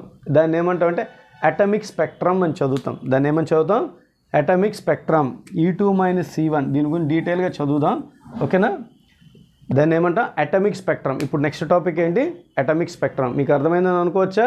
సో ఒక్కసారి చూడండి, how many types of spectrums మనకి అటమిక్ స్పెక్ట్రమ్. ఒకటి అబ్జార్ప్షన్ స్పెక్ట్రమ్, రెండోది ఎమిషన్ స్పెక్ట్రమ్. ఓకేనా? అబ్జార్ప్షన్ స్పెక్ట్రమ్ ఎప్పుడు వస్తుంది, light is passed through atomic hydrogen, certain frequencies are absorbed. Absorb అయిపోయిన తర్వాత వచ్చిన స్పెక్ట్రమ్ని అబ్జార్ప్షన్ స్పెక్ట్రమ్ అంటాం. ఎలక్ట్రాన్ హై ఎనర్జీ నుంచి లో ఎనర్జీకి వచ్చినప్పుడు ఒక రేడియేషన్ బయటకు వస్తుంది, దాన్ని ఏమంటాం ఎమిషన్ స్పెక్ట్రమ్ అంటాం. మీకు అర్థమైందని అనుకుంటున్నాం. ఇప్పుడు అటమిక్ స్పెక్ట్రమ్ గురించి ఈ యాటమ్స్ లెసన్లో కొంచెం మెమరీ బేస్డ్ వెళ్తే కొంచెం మంచిది. ఏంటంటే మనకి ఇష్టం ఉన్నా లేకపోయినా కొంచెం మెమరీ బేస్డ్ కొంచెం బై హార్ట్, యాక్చువల్లీ నేను బై హార్ట్ చేయమని చెప్పకూడదు, కానీ కొన్ని సందర్భాల్లో కొంచెం బై హార్ట్ చేయమని కూడా చెప్పాల్సి వస్తుంది. ఇప్పుడు మన హైడ్రోజన్ స్పెక్ట్రమ్ గురించి అంటే అటమిక్ స్పెక్ట్రమ్ గురించి స్టడీ చేస్తామంటే ఫస్ట్ అకార్డింగ్ టు బోర్స్ పోస్టులేషన్ అతను ఇచ్చిన ఫార్ములాస్ అన్నీ హైడ్రోజన్కి కానీ అంటే ఒక్క ఎలక్ట్రాన్ ఉండే యాటమ్కి కానీ అయానికి కానీ అప్లికబుల్ అవుతాయి. ఒక్క ఎలక్ట్రాన్ ఉండే యాటమ్ అంటే హైడ్రోజన్, ఒక్క ఎలక్ట్రాన్ ఉండే అయాన్ అంటే హీలియం, లిథియం. అలా వాటి గురించి డిస్కస్ చేద్దాం, డోంట్ వరీ. ఫస్ట్ ఇప్పుడు అతను ఇచ్చిన ఫార్ములాస్ ఎనర్జీ లెవెల్స్ ఇచ్చాడు. ఎంతనిచ్చాడు? -13.6 electron volt into Z²/n². n అంటే ఆర్బిట్ ఉండే నెంబర్, జెడ్ అంటే ఎలిమెంట్, అంతే కదా మనం అనుకున్నది ఇందాక. హైడ్రోజన్ అయితే 1, హీలియం అయితే Z2, లిథియం అయితే Z3, అలా. ఆర్బిట్ n అంటే ఆర్బిట్ నెంబర్, అలాగే కదా అనుకున్నాం. దాని ప్రకారం ఆ వాల్యూస్ని స్టాండర్డ్ సబ్స్టిట్యూట్ చేస్తే పర్టికులర్ హైడ్రోజన్ అటమిక్ స్పెక్ట్రమ్ అనేది మనకి exam point of view very very important. కాబట్టి హైడ్రోజన్ స్పెక్ట్రమ్ గురించి మనం స్టడీ చేస్తున్నాం. ఏంటది? హైడ్రోజన్ అనగానే Z=1 అని తీసుకోవాలి. ఓకే, ఇక్కడ మనం బోర్స్ పోస్టులేషన్లో ఏం చెప్పారు? ఒక్కొక్క ఆర్బిట్కి ఒక్కొక్క పర్టికులర్ ఎనర్జీ లెవెల్ ఉంటుంది అని చెప్పారు. ఓకేనా? సో ఫస్ట్ ఆర్బిట్కి అయితే ఎనర్జీ లెవెల్ ఎంత? -13.6 ఎలక్ట్రాన్ వోల్ట్. అంటే ఫస్ట్ ఆర్బిట్ అని అంటున్నాం కదా, ఫస్ట్ ఆర్బిట్ అంటే N1, హైడ్రోజన్ అంటున్నాం కాబట్టి Z1. ఈ రెండు వాల్యూస్ని ఇందులో సబ్స్టిట్యూట్ చేసుకుంటే -13.6 ఎలక్ట్రాన్ వోల్ట్. గుర్తుండిపోవాలి అలా. Energy of the first orbit of hydrogen -13.6 electron volt, అలా గుర్తుండిపోవాలి. అదే కానీ హీలియం అన్నాడు అనుకో, హీలియం ఫస్ట్ ఆర్బిట్ అంటే N1, Z2 వేసుకోవాలి. అది ఇక్కడ సబ్స్టిట్యూట్ చేసుకుంటే హీలియంకి 2² అలా. ఓకేనా? కావాలంటే మనం చేయొచ్చు, ప్రాబ్లం ఏం లేదు. ఇది మాత్రం బై హార్ట్ అయిపోవాలి. ఏంటి? -13.6 Z²/n². హైడ్రోజన్ అనగానే Z1, ఫస్ట్ ఆర్బిట్ అన్నాడు కాబట్టి N1. అదే కానీ హీలియం అన్నాడు అనుకో Z2, ఫస్ట్ ఆర్బిట్ అంటే N1. అవి అందులో సబ్స్టిట్యూట్ చేసుకుంటే ఈ వాల్యూస్ వస్తాయి. కాకపోతే హైడ్రోజన్ మనం బై హార్ట్ చేసేద్దాం. ఏంటి? ఫస్ట్ ఆర్బిట్కి అయితే -13.6 ఎలక్ట్రాన్ వోల్ట్, సెకండ్ ఆర్బిట్కి అయితే -3.4 ఎలక్ట్రాన్ వోల్ట్, థర్డ్ ఆర్బిట్కి అయితే -1.51 ఎలక్ట్రాన్ వోల్ట్, ఫోర్త్ ఆర్బిట్ అయితే 0.85 ఎలక్ట్రాన్ వోల్ట్, ఫిఫ్త్ ఆర్బిట్ అయితే 0.54 ఎలక్ట్రాన్ వోల్ట్, సిక్స్త్ ఆర్బిట్ అయితే 0.36 ఎలక్ట్రాన్ వోల్ట్. అప్రాక్సిమేట్గా almost all standard. So first orbit అయితే ఎంత? -13.6 ఎలక్ట్రాన్ వోల్ట్, సెకండ్ ఆర్బిట్ అయితే -3.4 ఎలక్ట్రాన్ వోల్ట్, థర్డ్ ఆర్బిట్ అయితే -1.51 electron volt, fourth orbit అయితే 0.85 electron volt, fifth orbit అయితే 0.54 electron volt, sixth orbit అయితే 0.36 electron volt, infinite అయితే 0. అలా గుర్తుండిపోవాలి. 2 minutesలో మీరు హోల్డ్లో చేసి చెప్పండి. ఓకేనా? అప్పుడు సో అయితే ఇప్పుడు హైడ్రోజన్ స్పెక్ట్రమ్ అంటే ఏంటి? హైడ్రోజన్ అటమిక్ స్పెక్ట్రమ్ అంటే ఏంటి? మనం ఇంతకుముందు చదువుకున్న ఎమిషన్ స్పెక్ట్రమ్ గురించి మనం స్టడీ చేస్తున్నాం. హైయర్ ఎనర్జీ నుంచి లోవర్ ఎనర్జీకి వచ్చినప్పుడు ఎగ్జైటెడ్ స్టేట్లో ఉండే ఎలక్ట్రాన్ హైయర్ ఎనర్జీలో అన్స్టేబుల్ కాబట్టి మళ్ళీ లోవర్ ఎనర్జీకి వచ్చేయడానికి ట్రై చేస్తాయి. ఈ లోవర్ ఎనర్జీకి వచ్చినప్పుడు ఒక రేడియేషన్ వస్తుంది, కొంత ఫ్రీక్వెన్సీ వస్తుంది, కొంత వేవ్ లెంగ్త్ వస్తుంది. ఆ రేడియేషన్స్నే మనం స్పెక్ట్రమ్ అన్నాం. సో ఇక్కడ ఏంటంటే ఎలక్ట్రాన్ డిఫరెంట్ కండిషన్లో హైయర్ ఎనర్జీలో ఉంది. అది ఇన్ఫినిటీ ఆర్బిట్లో ఉండొచ్చు, సిక్స్త్ ఆర్బిట్లో ఉండొచ్చు, ఫిఫ్త్ ఆర్బిట్లో ఉండొచ్చు, ఫోర్త్ ఆర్బిట్లో ఉండొచ్చు, థర్డ్ ఆర్బిట్లో ఉండొచ్చు, ఫస్ట్ ఆర్బిట్. ఎక్కడున్నా సరే ఫస్ట్ ఆర్బిట్కి డైరెక్ట్గా వచ్చింది అనుకోండి, డిఫరెంట్ రేడియేషన్స్ వస్తాయి కదా. ఆ రేడియేషన్ మనం ఏమన్నా లైమన్ సిరీస్ అని అన్నాం. మీకు ఇది ఆల్రెడీ కొంత ఐడియా ఉంది, అందుకే కొంచెం స్పీడ్గా చెప్తున్నా. ఏదైనా ఆర్బిట్ నుంచి ఫస్ట్ ఆర్బిట్కి వస్తే ఆ రేడియేషన్ని మనం ఏమన్నాం? లైమన్ సిరీస్ అన్నాం. అది ఇక్కడ మెన్షన్ చేసాను చూడండి. ఇక్కడ మనం ఫాలో అవ్వాల్సింది ఏంటంటే ఈ స్పెక్ట్రమ్కి మనం ఫార్ములా కూడా ఎలా ఫాలో అవ్వాలంటే 1/λ = RZ² ఇంటూ 1/n1² - 1/n2² అనే ఫార్ములా ఫాలో అవ్వాలి. ఓకేనా? సో ఇక్కడ వచ్చిన ఎలక్ట్రాన్ ఇక్కడ N1 అంటే ఎవరు? లోవర్ ఎనర్జీ ఆర్బిట్, N2 అంటే హైయర్ ఎనర్జీ ఆర్బిట్. N1 అంటే ఎవరు? లోవర్ ఎనర్జీ ఆర్బిట్, N2 అంటే హయ్యర్ ఎనర్జీ ఆర్బిట్ అంటే అలా, ఓకేనా. సో ఇప్పుడు మనం ఏం చెప్తున్నాం, స్పెక్ట్రమ్ అంటే హయ్యర్ ఎనర్జీ నుంచి లోవర్ ఎనర్జీకి వచ్చినప్పుడు, అంటే 6th నుంచి కానీ 5th నుంచి కానీ 4th నుంచి కానీ 3rd నుంచి కానీ 2nd నుంచి కానీ ఫస్ట్ ఆర్బిట్కి వస్తే దాన్ని లైమన్ సిరీస్ అన్నాము. అంటే హయ్యర్ ఎనర్జీ ఏదైనా కావచ్చు, ఇక్కడ రాసాను చూడండి, హయ్యర్ ఎనర్జీ 2nd ఆర్బిట్ కావచ్చు, చూడండి 2nd ఆర్బిట్ కావచ్చు, 3rd ఆర్బిట్ కావచ్చు, 4th ఆర్బిట్ కావచ్చు, 5th ఆర్బిట్ కావచ్చు, 6th ఇలా వస్తే అక్కడి నుంచి ఫస్ట్ ఆర్బిట్కి డైరెక్ట్గా వస్తే దాన్ని మనం ఏమన్నాం లైమన్ సిరీస్. కాబట్టి ఎక్కడికి వస్తుంది, లోవర్ ఎనర్జీ లెవెల్కి వస్తుంది. అంటే ఇక్కడ లోవర్ ఎనర్జీ ఎంత ఉంది, ఫస్ట్ ఆర్బిట్ని లోవర్ ఎనర్జీ కింద కన్సిడర్ చేస్తే హైయర్ ఎనర్జీ ఏదైనా కావచ్చు, అలాంటి వచ్చి ట్రాన్సిషన్ జరిగినప్పుడు అంటే ఆ ఎలక్ట్రాన్ ఇక్కడికి వచ్చినప్పుడు అంటే ఫస్ట్ ఆర్బిట్కి జంప్ చేసినప్పుడు వచ్చిన సిరీస్ని లైమన్ సిరీస్ అన్నాం. తర్వాత బామర్ సిరీస్ అన్నాం. బామర్ సిరీస్ అంటే ఏంటన్నాం, 2nd ఆర్బిట్కి వచ్చి పడితే అంటే లోవర్ ఎనర్జీ అంటే ఈ స్టేట్కి వచ్చి పడింది అనుకోండి, 2nd ఆర్బిట్కి వచ్చి పడింది అనుకోండి, అంటే ఇన్ఫినిట్ నుంచి కానీ 5th కానీ 4th నుంచి కానీ ఎక్కడి నుంచి అయినా వచ్చి 2nd ఆర్బిట్కి ట్రాన్సిషన్ జరిగితే దాన్ని ఏమన్నాం, ఆ వచ్చే అటమిక్ స్పెక్ట్రమ్ను మనం ఏమన్నాం బామర్ సిరీస్ అన్నాం. అంటే ఇక్కడ లోవర్ ఎనర్జీ ఎవరవుతారు, 2nd orbit is the lower energy orbit, ఓకేనా. ఎక్కడి నుంచి రావచ్చు, 3rd నుంచి అయినా, హైయర్ ఎనర్జీ 3rd ఆర్బిట్ అవ్వచ్చు, 4th ఆర్బిట్, 5th, ఇన్ఫినిట్ ఏదైనా కావచ్చు.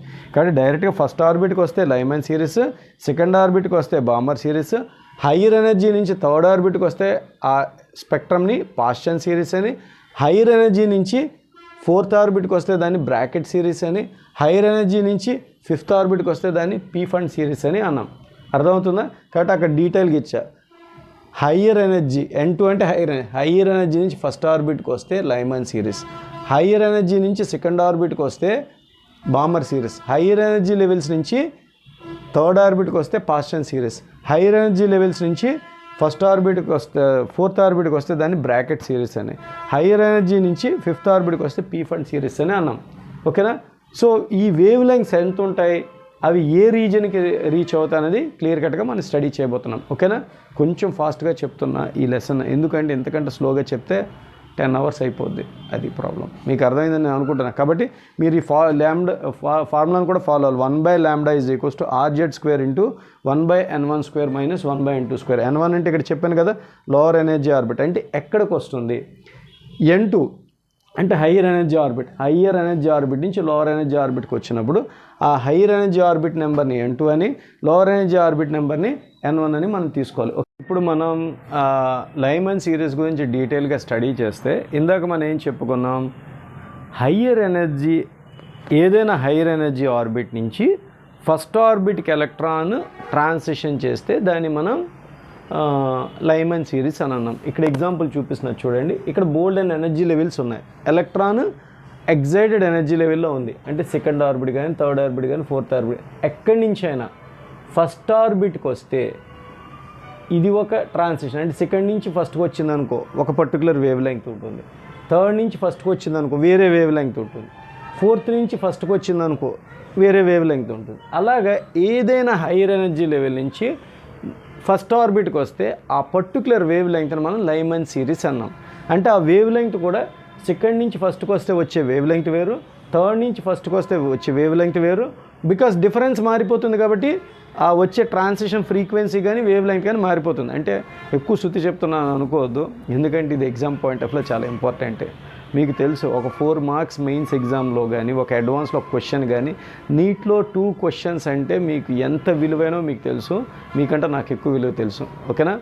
సో కాబట్టి ఇందులో మనం ఎలా చెప్పుకోవాలంటే ఏదైనా హైయర్ ఎనర్జీ లెవెల్ నుంచి ఫస్ట్ ఆర్బిట్కి ట్రాన్సిషన్ జరిగితే ఇక్కడ రాసిన చూడండి, ఏదైనా హయ్యర్ ఎనర్జీ ఆర్బిట్ అంటే 2nd కానీ 3rd కానీ 4th కానీ ఎక్కడి నుంచి అయినా ఫస్ట్ ఆర్బిట్కి ట్రాన్సిషన్ జరిగితే దాన్ని లైమన్ సిరీస్ అని అన్నాం. ఇందులోని 2nd నుంచి ఫస్ట్కి వస్తే ఈ ఎనర్జీ డిఫరెన్స్ మినిమం ఉంటుంది. ఇక్కడ ఏమవుతుంది, ఎనర్జీ డిఫరెన్స్ మినిమం ఉంటుంది, అప్పుడు వచ్చే ట్రాన్సిషన్ వేవ్ లెంగ్త్ మ్యాక్సిమం ఉంటుంది. అలా కాకుండా ఇన్ఫినిట్ అంటే ఫార్ నుంచి ఇక్కడికి వచ్చింది అనుకో డిఫరెన్స్ ఎక్కువ ఉంటుంది కదా, ఇన్ఫినిట్ 0, ఇది డిఫరెన్స్ ఎక్కువ ఉన్నప్పుడు వచ్చే ట్రాన్సిషన్ వేవ్ లెంగ్త్ మ్యాక్సిమం ఉంటుంది అనమాట. దాన్ని స్టడీ చేసి ఇక్కడ లైమన్ సిరీస్ చెప్తాం. అంటే లైమన్ సిరీస్లో డిఫరెంట్ వేవ్ లెంగ్త్స్ ఉండొచ్చు, అందులో వేవ్ లెంగ్త్ మ్యాక్సిమం ఎంత ఉంటుంది, మినిమం ఎంత ఉంటుంది అన్నది ఇక్కడ మనం డిస్కస్ చేస్తున్నాం. ఏంటంటే చూడండి Lyman series, when electron jumps from higher energy to first orbit the spectrum is known as Lyman series అని క్లియర్గా మనం మెన్షన్ చేస్తున్నాం. అయితే మ్యాక్సిమం వేవ్ లెంగ్త్ ఎప్పుడు వస్తుందంటే డిఫరెన్స్ మినిమం ఉండాలి. మినిమం ఎవరున్నారు, వీళ్ళు దగ్గర ఉండేది మినిమం ఉంటుందన్నమాట. కాబట్టి డిఫరెన్స్ మినిమం ఉండాలి, ఎలక్ట్రాన్ ఫస్ట్ ఆర్బిట్కి రావాలి, అంటే సెకండ్ ఆర్బిట్ నుంచి ఫస్ట్ ఆర్బిట్కి రావాలి. ఏంటంటే ఈ రెండింటి మధ్య డిఫరెన్స్ కంటే ఈ రెండింటి మధ్య డిఫరెన్స్ ఎక్కువ కాబట్టి ఈ డిఫరెన్స్ తక్కువ కాబట్టి ఇక్కడి నుంచి ఇక్కడికి వస్తాయి, అంటే సెకండ్ ఆర్బిట్ నుంచి ఫస్ట్ ఆర్బిట్కి వస్తే energy difference minimum, wave length maximum అనమాట. ఆ కండిషన్ మనం ఫాలో అవుతాం. అంటే సెకండ్ ఆర్బిట్ నుంచి ఫస్ట్ ఆర్బిట్కి వచ్చినప్పుడు energy difference minimum, wave length maximum. కాబట్టి వేవ్ లెంగ్త్ ఫార్ములా ఏంటంటే 1/λ = r × 1/n1² - 1/n2². అంటే n1 అంటే లోవర్ ఎనర్జీ ఆర్బిట్, n2 అంటే హైయర్ ఎనర్జీ ఆర్బిట్. సో ఇలాగా వచ్చే వేవ్ లెంగ్త్ మ్యాక్సిమం ఉంటుంది అనమాట. ఇక్కడ సింప్లిఫై చేసి చూపించచ్చు చూడండి, r మరి z² ఉండాలి కదా సార్ అంటే హైడ్రోజన్ స్పెక్ట్రమ్ అనమాట. హైడ్రోజన్ స్పెక్ట్రమ్లోని z వాల్యూ 1 కాబట్టి rz² జెడ్ని 1 తీసుకుంటాం అనమాట. ఓకేనా. సో ఈ రకంగా z1 అనమాట. కాబట్టి rz² ఉండాలా, z1 తీసుకున్నాం కాబట్టి హైడ్రోజన్కి ఇలా తీసుకోవచ్చు. మ్యాక్సిమం వేవ్ లెంగ్త్ ఎంత అవుతుంది, 4r/3 అవుతుంది. r value Rydberg constant 1.1 × 10⁻⁷. దాన్ని సింప్లిఫై చేస్తే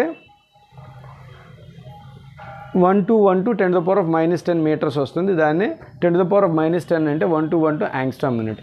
సో ఎడ్జసెంట్ యాట్ ఆర్బిట్ నుంచి ఇక్కడికి వస్తే వచ్చే energy difference minimum, wave length maximum. అలాగే మినిమం వేవ్ లెంగ్త్ కావాలి అంటే డిఫరెన్స్ మ్యాక్సిమం ఉండాలి. డిఫరెన్స్ మ్యాక్సిమం అంటే ఫస్ట్ ఆర్బిట్కి రావాలి, మ్యాక్సిమం ఉండాలంటే అది దూరంగా ఉండాలి, అంటే ఎంత ఆర్బిట్ అంటే ఇన్ఫినిట్ ఆర్బిట్ నుంచి రావాలి. కాబట్టి n1 lower energy orbit first అవ్వాలి. ఫస్ట్ ఎందుకు అవ్వాలి, లైమన్ సిరీస్ అవ్వాలంటే ఫస్ట్ ఆర్బిట్కి వస్తేనే దాన్ని లైమన్ సిరీస్ అంటాం. ఎక్కడి నుంచి రావాలి, డిఫరెన్స్ ఎక్కువ ఉండాలంటే ఇన్ఫినిట్ నుంచి రావాలి. సో దాన్ని సబ్స్టిట్యూట్ చేస్తే 1/λ = r × 1/r వస్తుంది. r value 1.1 × 10⁻⁷. 1/1.1 అంటే 0.912 వస్తుంది. పైకి వెళ్తే ఇది -7 అవుతుంది. మనకి యాంగ్స్ట్రామ్ యూనిట్లో కావాలి కాబట్టి 10⁻⁻10 అవ్వాలి కాబట్టి దీని ఇటువైపు షిఫ్ట్ చేస్తాం, 912 అవుతుంది. 10⁻912 యాంగ్స్ట్రామ్ యూనిట్స్ అవుతుంది. సో ఇదంతా కూడా మనకి అలా దీన్ని లిమిట్ ఆఫ్ వేవ్ లెంగ్త్ అని అంటాడు, దీన్ని లిమిట్ అని అంటాడు అనమాట. లైమన్ సిరీస్ లిమిట్ అంటే ఈ మినిమం వేవ్ లెంగ్త్ వస్తుంది కదా, దాన్ని లిమిట్.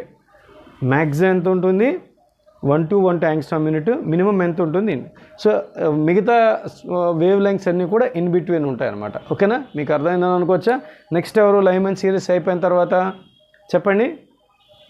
లైమన్ సిరీస్ అయిపోయింది కాబట్టి ఇప్పుడు బామర్ సిరీస్ మనం స్టడీ చేస్తున్నాం. బామర్ సిరీస్ అంటే ఏంటి, అందాక లైమన్ సిరీస్ అంటే ఏంటి, హైయర్ ఎనర్జీ నుంచి ఫస్ట్ ఆర్బిట్కి వస్తే లైమన్ సిరీస్ అయినప్పుడు, హైయర్ ఎనర్జీ నుంచి సెకండ్ ఆర్బిట్కి వస్తే దాన్ని బామర్ సిరీస్ అంటాం. అదే అక్కడ రాసాం. When electron jumps or transition from higher energy అంటే థర్డ్ అవ్వచ్చు, ఫోర్త్ అవ్వచ్చు, ఫిఫ్త్ అవ్వచ్చు, ఎక్కడి నుంచైనా సెకండ్ ఆర్బిట్కి వస్తే transition to second orbit and Balmer series అంటాం. లోవర్ ఎనర్జీ ఎక్కడికైతే వెళ్తో దాన్ని లోవర్ ఎనర్జీ అనుకుంటే అది 2 అనమాట.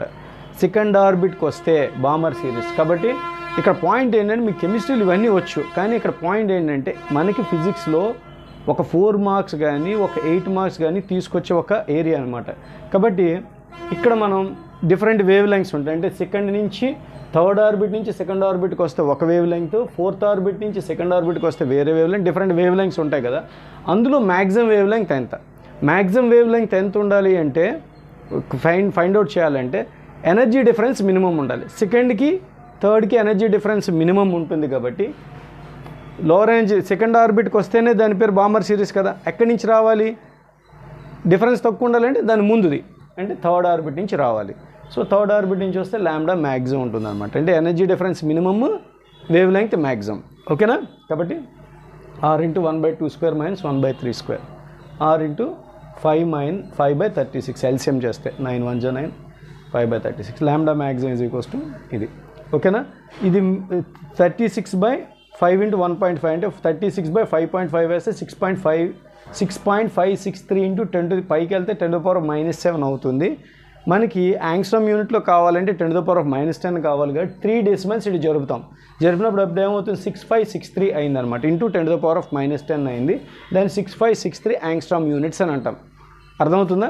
సో అలాగే మినిమం వేవ్ లెంగ్త్ రావాలి అంటే ఎనర్జీ డిఫరెన్స్ మ్యాక్సిమం ఉండాలి. ఎనర్జీ డిఫరెన్స్ మ్యాక్సిమం ఉండాలంటే అక్కడ ఇన్ఫినిట్ నుంచి రావాలి. ఎక్కడో ఉంటే దానికి డిఫరెన్స్ ఎక్కువ. సెకండ్ ఆర్బిట్కి వస్తేనే దాని పేరు బామర్ సిరీస్. ఎక్కడ డిఫరెన్స్ మ్యాక్సిమం ఉండాలంటే ఇన్ఫినిటీ టు సెకండ్ ఆర్బిట్కి వస్తే దానికి ఎనర్జీ డిఫరెన్స్ మ్యాక్సిమం ఉంటుంది, వేవ్ లెంగ్త్ మినిమం ఉంటుంది. కాబట్టి lambda minimum is equals to r into 1/2² minus 1/∞². Higher energy infinite, lower energy second orbit అయితే దాని పేరు బామర్ సిరీస్ అంటాం. అప్పుడు వేవ్ లెంగ్త్ మినిమం ఉంటుంది. అంటే r/1/4 అంటే 4/r 4/1. అది వేస్తే 3.636 వస్తుంది. 4ని 1.1తో డివైడ్ చేస్తే 3.636 వస్తుంది. మనకి యాంగ్స్ట్రామ్ యూనిట్లో రావాలంటే 10⁻⁻10 కావాలి కాబట్టి 3 డెసిమల్స్ ఇటు షిఫ్ట్ చేస్తే 3636 వచ్చింది 10⁻⁻10 అంటే 3636 యాంగ్స్ట్రామ్ యూనిట్. ఈ రెండింటిని మనం ఇక్కడ రాసామనుకో మనకి చూడండి మ్యాక్సిమం వేవ్ లెంగ్త్ ఎంత అవుతుంది 6563 యాంగ్స్ట్రామ్ యూనిట్.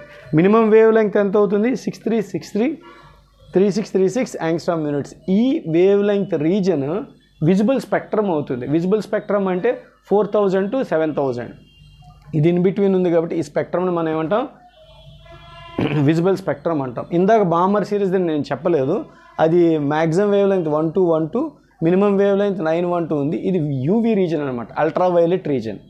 ఓకేనా? So Balmer series visible spectrum అనమాట. ఓకేనా? నెక్స్ట్ పాస్టన్ సిరీస్ని మనం స్టడీ చేస్తాం. నేను కొంచెం చెప్తున్నాను, భరించండి ప్లీజ్. ఓకేనా? కొంచెం ఇబ్బందిగా ఫీల్ అవ్వద్దు. అంటే చెప్పాలని ఎమోషన్ ఉంటుంది కదా, పిల్లల్ని బాగా ట్రైన్ చేయాలని, ట్రై టు అండర్స్టాండ్. ఓకేనా?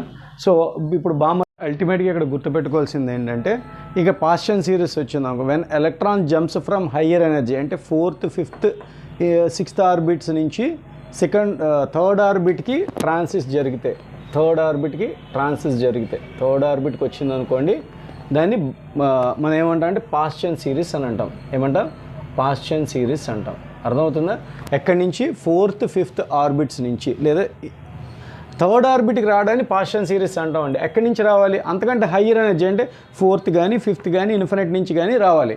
సో ఇంతకుముందు కూడా మనం స్టడీ చేసాం, మ్యాక్సిమం రావాలంటే డిఫరెన్స్ మినిమం ఉండాలి. ఎక్కడికి రావాలి? లోవర్ ఎనర్జీ ఎవరు? Third orbit. ఎక్కడి నుంచి రావాలి? 4th నుంచి వస్తే డిఫరెన్స్ మినిమం ఉంటుంది కాబట్టి వేవ్ లెంగ్త్ మ్యాక్సిమం ఉంటుంది. అర్థమవుతుందా? Maximum wave length find out చేయాలంటే డిఫరెన్స్ మినిమం ఉండాలి. ఇది పాస్టన్ సిరీస్ కాబట్టి లోవర్ ఎనర్జీ థర్డ్ అయితే దాని ముందుది లాంబ్డా మ్యాక్సిమం కావాలంటే దాని ముందు దాని నుంచి ట్రాన్సిషన్ అవ్వాలి. ముందుదంటే ఎవరు? 4th నుంచి థర్డ్కి ట్రాన్సిషన్ అయ్యేటప్పుడు వచ్చే వేవ్ లెంగ్త్ని మ్యాక్సిమం వేవ్ లెంగ్త్ అంటాం.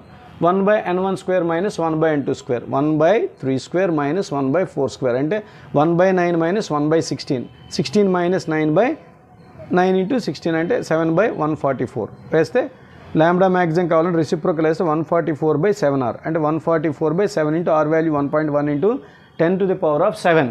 సో అది వాల్యూ వేస్తే 144/7.7 వేస్తే 18.747. ఇది పైకి వస్తే 10⁻⁻7. మనకి యాంగ్స్ట్రామ్ యూనిట్లో కావాలి కాబట్టి ఇది 10⁻⁻10 కావాలంటే 3 డెసిమల్స్ ఇటు జరపాలి. కాబట్టి 18747 ఇంటూ 10⁻⁻10 దాన్నే మనం యాంగ్స్ట్రామ్ యూనిట్ అంటాం. కాబట్టి మ్యాక్సిమం వేవ్ లెంగ్త్ ఎంత వచ్చింది? చెప్పండి. 18747 వచ్చింది. మినిమం వేవ్ లెంగ్త్ కావాలి అంటే అర్థం ఏంటి? ఇన్ఫినిట్ సిరీస్ నుంచి మనకి రావాలి. ఇన్ఫినిట్ సిరీస్ నుంచి ఏ ఆర్బిట్కి రావాలి? ఇది పాస్టన్ సిరీస్ కాబట్టి థర్డ్ ఆర్బిట్కి రావాలి. కాబట్టి ఇన్ఫినిట్ సిరీస్ థర్డ్ ఆర్బిట్కి వస్తే వేవ్ లెంగ్త్ మినిమం ఉంటుంది కాబట్టి r into 1/3² minus 1/n2². So అప్పుడు మనకి 4/r అంటే అంటే 9/1.1 వస్తుంది కాబట్టి ఇది 9/r 9/r value 1.1 into 10⁻⁷ 8.202 into 10⁻⁻7 వస్తుంది. సో అలా ఈ మ్యాక్సిమం వేవ్ లెంగ్త్ని మనం అలా అంటాం. సో ఇవి మ్యాక్సిమం వేవ్ లెంగ్త్ ఇక్కడ రాశాను చూడండి, మినిమం వేవ్ లెంగ్త్ ఇలా రాశా. ఈ రీజియన్ని ఇన్ఫ్రారెడ్ రీజన్ అని అంటాం. ఈ రకంగా మనం ఎలాగైతే మ్యాక్సిమం వేవ్ లెంగ్త్ కావాలంటే ఆ ముందు ఆర్బిట్ అంటే దాని ముందు ఆర్బిట్ నుంచి ట్రాన్సిషన్ క్యాలిక్యులేట్ చేయాలి. అదే కానీ ఇన్ఫినిట్ కావాలను మినిమం వేవ్ లెంగ్త్ కావాలి ఇన్ఫినిట్ నుంచి ఆ పర్టికులర్ ఆర్బిట్కి రావాలి. మీకు అర్థమైందని నేను అనుకోవచ్చా? కాబట్టి ఈ వేవ్ లెంగ్త్ అన్నది విజిబుల్ వేవ్ లెంగ్త్ కంటే ఎక్కువ ఉంది. విజిబుల్ వేవ్ లెంత్ కంటే ఎక్కువ ఉంటే దాన్ని ఇన్ఫ్రారెడ్ అని, విజిబుల్ వేవ్ లెంత్ కంటే తక్కువ ఉంటే దాన్ని అల్ట్రావైలెట్ అని అంటాం. సో దీన్ని ఇన్ఫ్రారెడ్ రీజన్ అని అంటాం. ఓకేనా, విజిబుల్ కంటే ఎక్కువ ఉంది కాబట్టి ఇన్ఫ్రారెడ్ రీజన్ అని అంటాం. ఓకేనా, మీకు అర్థమైందని అనుకోవచ్చా? నెక్స్ట్ ఎవరు చెప్పండి. పాస్టర్ అయినాక మీరు నన్ను కొంచెం బోర్ అనుకోవద్దు ప్లీజ్. ఏంటంటే ఇంకా బ్రాకెట్ సిరీస్ అంటే హయ్యర్ ఎనర్జీ నుంచి 4th ఆర్బిట్కి వస్తే దాన్ని, హయ్యర్ ఎనర్జీ నుంచి నువ్వు 4th ఆర్బిట్కి వస్తే దాని పేరు ఏం పేరు అంటాం? 4th ఆర్బిట్కి వచ్చింది అనుకోండి, 4th ఆర్బిట్కి వచ్చింది అనుకోండి, దాన్ని ఏమంటాం మనం? బ్రాకెట్ సిరీస్ అని అంటాం. అవునా, 4th ఆర్బిట్కి వస్తే దాన్ని బ్రాకెట్ సిరీస్ అంటాం, బ్రాకెట్ సిరీస్ అంటాం. అవునా, సో కాబట్టి మ్యాక్సిమం వేవ్ లెంగ్త్ కావాలంటే ఏం చేయాలి? 4th ఆర్బిట్కి రావడం అనేది లోవర్ ఎనర్జీ అయితే, మ్యాక్సిమం వేవ్ లెంగ్త్ కావాలంటే డిఫరెన్స్ మినిమం ఉండాలి. అంటే దాని ముందు ఆర్బిట్ నుంచి ట్రాన్సిషన్ జరగాలి. ముందు ఆర్బిట్ అంటే 5th ఆర్బిట్ నుంచి 4th ఆర్బిట్కి వస్తే వేవ్ లెంగ్త్ మినిమం వస్తుందన్నమాట. కాబట్టి r × 1/4² - 1/5², 1/16, 1/25. LCM అయితే 9/400 అవుతుంది. 400/9r. r అంటే 1.1 × 10⁻⁷. ఇక్కడ 400/9.9 వేస్తే 40.477 వస్తుంది. ఇది పైకి వెళ్తే 10⁻⁻7. మనకి 10⁻⁻10లో కావాలి కాబట్టి ఈ డెసిమల్స్ ఇటువైపు నడిపితే 40477 × 10⁻⁻10 కాబట్టి యాంగ్స్ట్రామ్ యూనిట్స్లో వస్తుంది. అర్థమవుతుందా? ఈ రకంగా మనం మ్యాక్సిమం వేవ్ లెంగ్త్ కనిపెడతాం. మినిమం వేవ్ లెంగ్త్ కావాలి లేదా సిరీస్ లిమిట్ అని అంటే మినిమం వేవ్ లెంగ్త్ ఎంత ఉంటుంది అనమాట. మినిమం వేవ్ లెంగ్త్ కావాలంటే ట్రాన్సిషన్ ఇన్ఫినిట్ నుంచి జరగాలి. ఇన్ఫినిట్ నుంచి 4th ఆర్బిట్కి వస్తే దాన్ని minimum wave length of the bracket series అంటాం. కాబట్టి 1/16 ఇది ఇలా వచ్చింది. కాబట్టి ఈ రీజన్ మినిమం ఎంత అవుతుంది?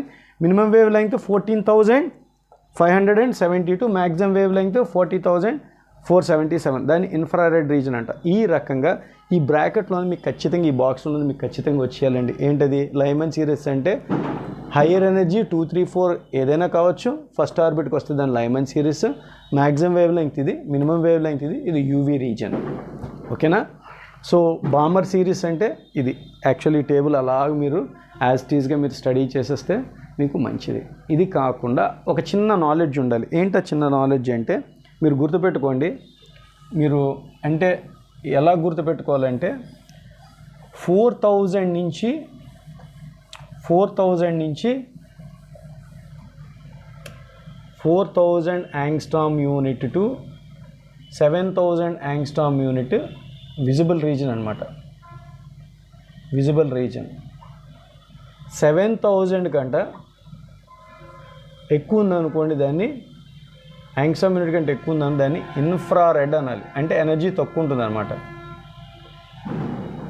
వేవ్ లెంగ్త్ 4,000 కంటే తక్కువ ఉందనుకోండి, దాన్ని యూవీ రీజన్ అనాలి. ఇది అయితే మైండ్లో గుర్తుపెట్టుకోండి. ఏదైనా మనం వేవ్ లెంగ్త్ ఫైండ్ అవుట్ చేసినప్పుడు వేవ్ లెంగ్త్ ఇన్ బిట్వీన్ వచ్చింది అనుకోండి, దాన్ని విజిబుల్ రీజన్ అని. 4,000 కంటే తక్కువ వస్తే యూవీ రీజన్ అని, 7,000 కంటే ఎక్కువ వస్తే దాన్ని ఇన్ఫ్రారెడ్ రీజన్ అని మనం అనాలి. ఇవి అటామిక్ స్పెక్ట్రమ్కి సంబంధించిన మనం గుర్తుపెట్టుకోవాల్సిన అంశాలు. ఓకేనా, సో కొంచెం బ్యాండింగ్ అయింది, డోంట్ మైండ్. ఓకేనా. క్వశ్చన్ నెంబర్ 1 ఫస్ట్ ఎగ్జాంపుల్ ఇక్కడ చూద్దాం. వాడు ఏం అడుగుతున్నాడు? Find the ratio of last line of bomber series to last line of hydrogen Lyman series అని అడిగాడు. అంటే లాస్ట్ లైన్ అంటే అర్థమైందంటే, ఫస్ట్ లైన్ అంటే దాని ముందు ఆర్బిట్ నుంచి ఇక్కడికి రావడం, లాస్ట్ లైన్ అంటే ఇన్ఫినిటీ నుంచి ఇక్కడికి రావడం. ఇప్పుడు మనకి బాంబర్ సిరీస్ అంటే అర్థం ఏంటి? n1 = 2.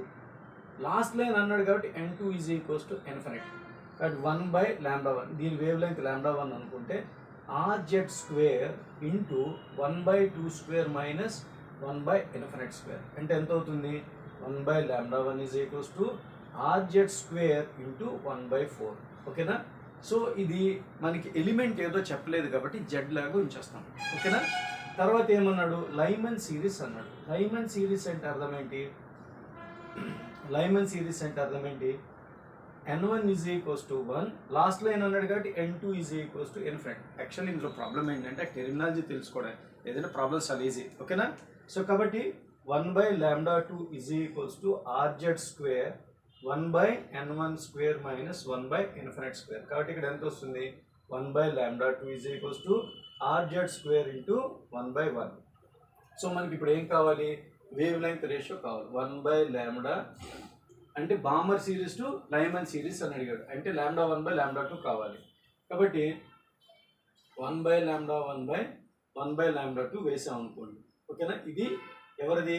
బామర్ది. λ1 అన్నది బామర్ది, λ2 అన్నది లైమన్ది. జస్ట్ చూద్దాం. ఇక్కడ ఎంత వచ్చింది? RZ²/4. దీనికి ఎంత వచ్చింది? RZ²/1 వచ్చింది. కాబట్టి ఉల్టా చేస్తే λ2/λ1 ఈజ్ ఈక్వల్స్ టు 1/RZ². దీన్ని రివర్స్ చేసి మల్టిప్లై చేస్తున్నాం. RZ²/4. RZ² పోయింది. అంటే λ2/λ1 ఈజ్ ఈక్వల్స్ టు 1/4. అయితే ఇక్కడ పాయింట్ ఏంటంటే λ1 అన్నది బామర్ సిరీస్, λ2 అన్నది లైమన్ సిరీస్. కాబట్టి వాళ్ళు అడిగింది ఏంటి? బామర్ టు లైమన్ అడిగారు కాబట్టి మనం λ1/λ2 కట్టాలి. కాబట్టి ఇప్పుడు λ1/λ2 ఈజ్ ఈక్వల్స్ టు 4/1. మీకు అర్థమైందని నేను అనుకోవచ్చా? ఓకేనా? క్లియర్గా అర్థమైంది. ఇలాంటి ప్రాబ్లమ్స్ ఒక 10 ప్రాబ్లమ్స్ చేద్దాం, మనకి ఐడియా వస్తుంది. ఓకేనా? క్వశ్చన్ నెంబర్ 2 అని తీసుకున్నాం. Consider third orbit of helium plus speed of electron in the orbit అని అడిగాడు. ఇంత చిన్న క్వశ్చన్ ఎందుకు తీసుకున్నారో మీరు అడగచ్చు. ఇప్పుడు సపోజ్ ఫర్ ఎగ్జాంపుల్ మనకి హీలియం ప్లస్ అన్నాం అనుకోండి. హీలియం యాటమ్ అంటే 2 ఎలక్ట్రాన్లు ఉంటాయి. ఇక్కడ హీలియం ప్లస్ అంటే ఒక ఎలక్ట్రాన్ని రిమూవ్ చేసేస్తే వచ్చిన హీలియం అయాన్ని హీలియం ప్లస్ అంటాం. అవునా? దీన్ని హీలియం ప్లస్ అంటాం, దీన్ని హీలియం అయాన్ అంటాం, దీన్ని హీలియం అయాన్ అంటాం, దీన్ని హీలియం యాటమ్ అంటాం. కాబట్టి హీలియం ప్లస్ అన్నాడు. ఎందుకు దీనికి అప్లికబుల్? మనం చేసిన బోర్ పోస్టులేషన్ అన్నీ కూడా దేనికి అప్లికబుల్? 1 electron ఉన్నటికి applicable. కాబట్టి 1 ఎలక్ట్రాన్ ఉంది హీలియం ప్లస్. అయితే ఎందుకు ఈ క్వశ్చన్ డిస్కస్ చేసామంటే ఇప్పుడు హీలియంలో 1 ఎలక్ట్రాన్ ఉంది కదా, Z2 వేయాలా 1 వేయాలా? దాని ఒరిజినల్గా జెడ్ వాల్యూ ఎంత ఉంటే దాంట్లో ఎన్ని ఎలక్ట్రాన్లు ఉన్నా సరే, అంటే నువ్వు 1 ఎలక్ట్రాన్ తీసినా సరే, ఇప్పుడు హీలియం అయాన్ అంటాం కానీ 1 ఎలక్ట్రాన్ ఉంటే మాత్రం హైడ్రోజన్ అన్నాం కదా, దాని ఒరిజినల్గా హీలియంకి జెడ్ ఎంత ఉంటుంది అదే తీసుకోవాలన్నమాట. So consider the third orbit of helium ion speed of the electron. ఒకవేళ ఎలక్ట్రాన్ థర్డ్ ఆర్బిట్లో ఉంటే, హీలియం అయాన్ ఇది థర్డ్ ఆర్బిట్లో ఉందనుకోండి, ఇలా థర్డ్ ఆర్బిట్లో ఉంటే దాని ఎలక్ట్రాన్ ఎంత అన్నాడు, వెలాసిటీ ఎంత అన్నాడు. Velocity V is equals to C/137 into Z/n అని మీకు తెలుసు. ఓకేనా? V is equals to C/137 into Z/n. C అంటే ఎంతది? 3 × 10⁸ metre per second, that is 137. Z helium కాబట్టి హీలియం జెడ్ వాల్యూ ఎంత అవుతుంది? Z is equals to 2. Third orbit అన్నాడు కాబట్టి n ఈజ్ ఈక్వల్స్ టు 3. అంటే 2/3 వేసుకుంటే 3 పోయింది. 2/137 ఇంటూ 10⁸. దాన్ని సింపుల్గా మనం చేసుకోవచ్చు మ్యాటర్ కాదు. ఓకేనా? మీకు అర్థమైంది అనుకోవచ్చు. సెకండ్ ప్రాబ్లం కూడా ఇలాంటి చిన్న చిన్న క్వశ్చన్స్ మనం నేను మీకు ఒక విషయం చెప్పలేదు. ఈ ఎగ్జాంపుల్ ఎందుకు, ఇది కూడా చిన్న ప్రాబ్లమే కానీ ఎందుకు తీసుకోవాల్సి వచ్చిందంటే కొన్ని లెసన్లో చెప్పినప్పుడు కవర్ చేయం. సో అవి ప్రాబ్లమ్స్ చెప్తున్నప్పుడు కవర్ అయిపోతాయి. ఇక్కడ ఏమన్నాను? Wave number of last line of Balmer series అన్నాడు. అసలు బామర్ సిరీస్ అంటే అర్థం ఏంటి? ఎలక్ట్రాన్ లాస్ట్ లైన్ అన్నాడు అంటే ఇన్ఫినిటీ నుంచి సెకండ్ ఆర్బిట్కి వచ్చింది అనమాట. సెకండ్ ఆర్బిట్కి వచ్చింది, అర్థమవుతుంది? ఇన్ఫినిటీ నుంచి సెకండ్ ఆర్బిట్కి వచ్చింది. సార్ వస్తే ఆ ట్రాన్సిషన్ మనం బామర్ సిరీస్ అంటాం. వేవ్ నెంబర్ అన్నాడు అంటే 1/λ is equals to RZ² into 1/n1² minus 1/n2². నేను చెప్పండి ఏంటంటే ఇందులో ఎంఫసిస్ చేసి చెప్పాలనుకోవడం, ఈ 1/λని మనం వేవ్ నెంబర్ అంటాం. లాంబ్డాని వేవ్ లెంగ్త్ అంటాం, 1/λని వేవ్ నెంబర్ అంటాం. కాబట్టి wave number is equals to RZ². అంటే చెప్పలేదు కాబట్టి ఇది హైడ్రోజన్ అనుకోండి, ఏది చెప్పలేకపోతే హైడ్రోజన్ అనుకుంటాం అనమాట. Hydrogen R 1 × 1 10⁷. Z అంటే 1² ఇంటూ 1/2² మైనస్ 1/n². కాబట్టి ఎంత వస్తుందంటే 1.1 × 10⁷/4 అంటే అప్రాక్సిమేట్ 0.275 × 10⁷ అప్రాక్సిమేట్. ఓకేనా? ఇలా మనం క్యాలిక్యులేట్ చేసుకోవాల్సి వస్తుంది. ఓకేనా? సో నెక్స్ట్ ఇంకోటి ఏంటంటే ఇప్పుడు మనం ఒక ఎగ్జాంపుల్ ప్రాబ్లమ్ని మనం చూసుకుంటే అక్కడ ప్రాబ్లంలు ఏమి ఇచ్చారంటే third excited state to second excited state అన్నారు. థర్డ్ ఎగ్జైటెడ్ స్టేట్ అంటే 4th, సెకండ్ ఎగ్జైటెడ్ స్టేట్ అంటే 3. కాబట్టి 1/λ1 is equals to RZ² into 1/3² minus 1/4². కాబట్టి 1/λ1 is equals to RZ² into 1/9 minus 1/16. అంటే 1/λ1 is equals to RZ² into చూడండి 7/144. So ఆ తర్వాత అక్కడికి వస్తే second excited state 1/λ2 is equals to 1/λ2 is equals to RZ² into 1 second excited state అంటే third orbit తీసుకోండి, first excited state అంటే second అని తీసుకోండి. 1/2² మైనస్ 1/3². ఎప్పుడైనా సరే హయ్యర్ ఎనర్జీ దాన్ని N2 అనుకొని లోవర్ ఎనర్జీని N1 అనండి, ఓకేనా. అప్పుడు 1/λ2 is equals to RZ² into 1/4 minus 1/9. కాబట్టి అప్పుడు ఎంత అవుతుంది? 1/λ2 is equals to RZ² into 5/36. So దీన్ని డివైడ్ చేసామనుకోండి, అప్పుడు మనకేమొస్తుందంటే 1/λ1 by 1/λ2 is equals to RZ² into 7/144 RZ² 5/36. కాబట్టి λ2/λ1 ఈజ్ ఈక్వల్స్ టు 36/5 ఇంటూ 7/144 ఇలా వస్తుంది. సో ఇది ఆల్మోస్ట్ ఆల్ 4 టైమ్స్, కాబట్టి 7/20 తీసుకోవాలి. ఏది? λ2/λ1. కానీ కావాల్సింది ఏంటి మనకి? λ1/λ2, కాబట్టి λ1/λ2 ఈజ్ ఈక్వల్స్ టు 20/7. ఓకేనా? అలా మనం తీసుకోవాల్సి వస్తుంది. ఓకేనా? మీకు అర్థమైందని నేను అనుకుంటున్నా. ఇక్కడ ఒక ప్రాబ్లం మనం మెన్షన్ చేసాం. ఏంటంటే an electron is transition from n is equals to 3 to n is equals to 1 in a hydrogen like atom. The result ultraviolet radiation. Which transition produce infrared radiation అని ఒక క్వశ్చన్ ఇచ్చారు. ఇందులో first మనకి ఆ element ఏదో తెలియలేదు. First ఎలిమెంట్ని మనం find out చేయడానికి యూజ్ చేసే మెథడ్ చెప్తా వినండి. ఏంటన్నాడు? n is equals to 3 నుంచి n is equals to 1కి ట్రాన్సిషన్ జరిగినప్పుడు అల్ట్రావైలెట్ రేడియేషన్ అన్నాడు. అసలు అల్ట్రావైలెట్ రేడియేషన్ అంటే చూడండి, లెస్ దాన్ 4000 యాంగ్స్ట్రామ్ యూనిట్ ఉండాలి. సో 4000 తీసుకోవాలన్నమాట. తీసుకుంటే 1/λ is equals to RZ² into 1 ఎందుకు 3 to 1 అన్నాడు? లోవర్ ఎనర్జీ ఆర్బిట్ని 1 కింద, హైయర్ ఎనర్జీ ఆర్బిట్ని N2 కింద మనం తీసుకోవాలన్నమాట. తీసుకున్నప్పుడు సబ్స్టిట్యూట్ చేసాం. 1² మైనస్ 3² 1 మైనస్ 1/9 8/9. దీనికి ఉల్టా వేస్తే λ వచ్చింది. మనం ఈ ట్రాన్సిషన్ జరిగినప్పుడు యూవీ వచ్చింది అన్నాడు, కాబట్టి యూవీ అంటే లెస్ దాన్ 4000 తీసుకోవడం అప్రాక్సిమేట్గా. అది టెక్నిక్ అనమాట.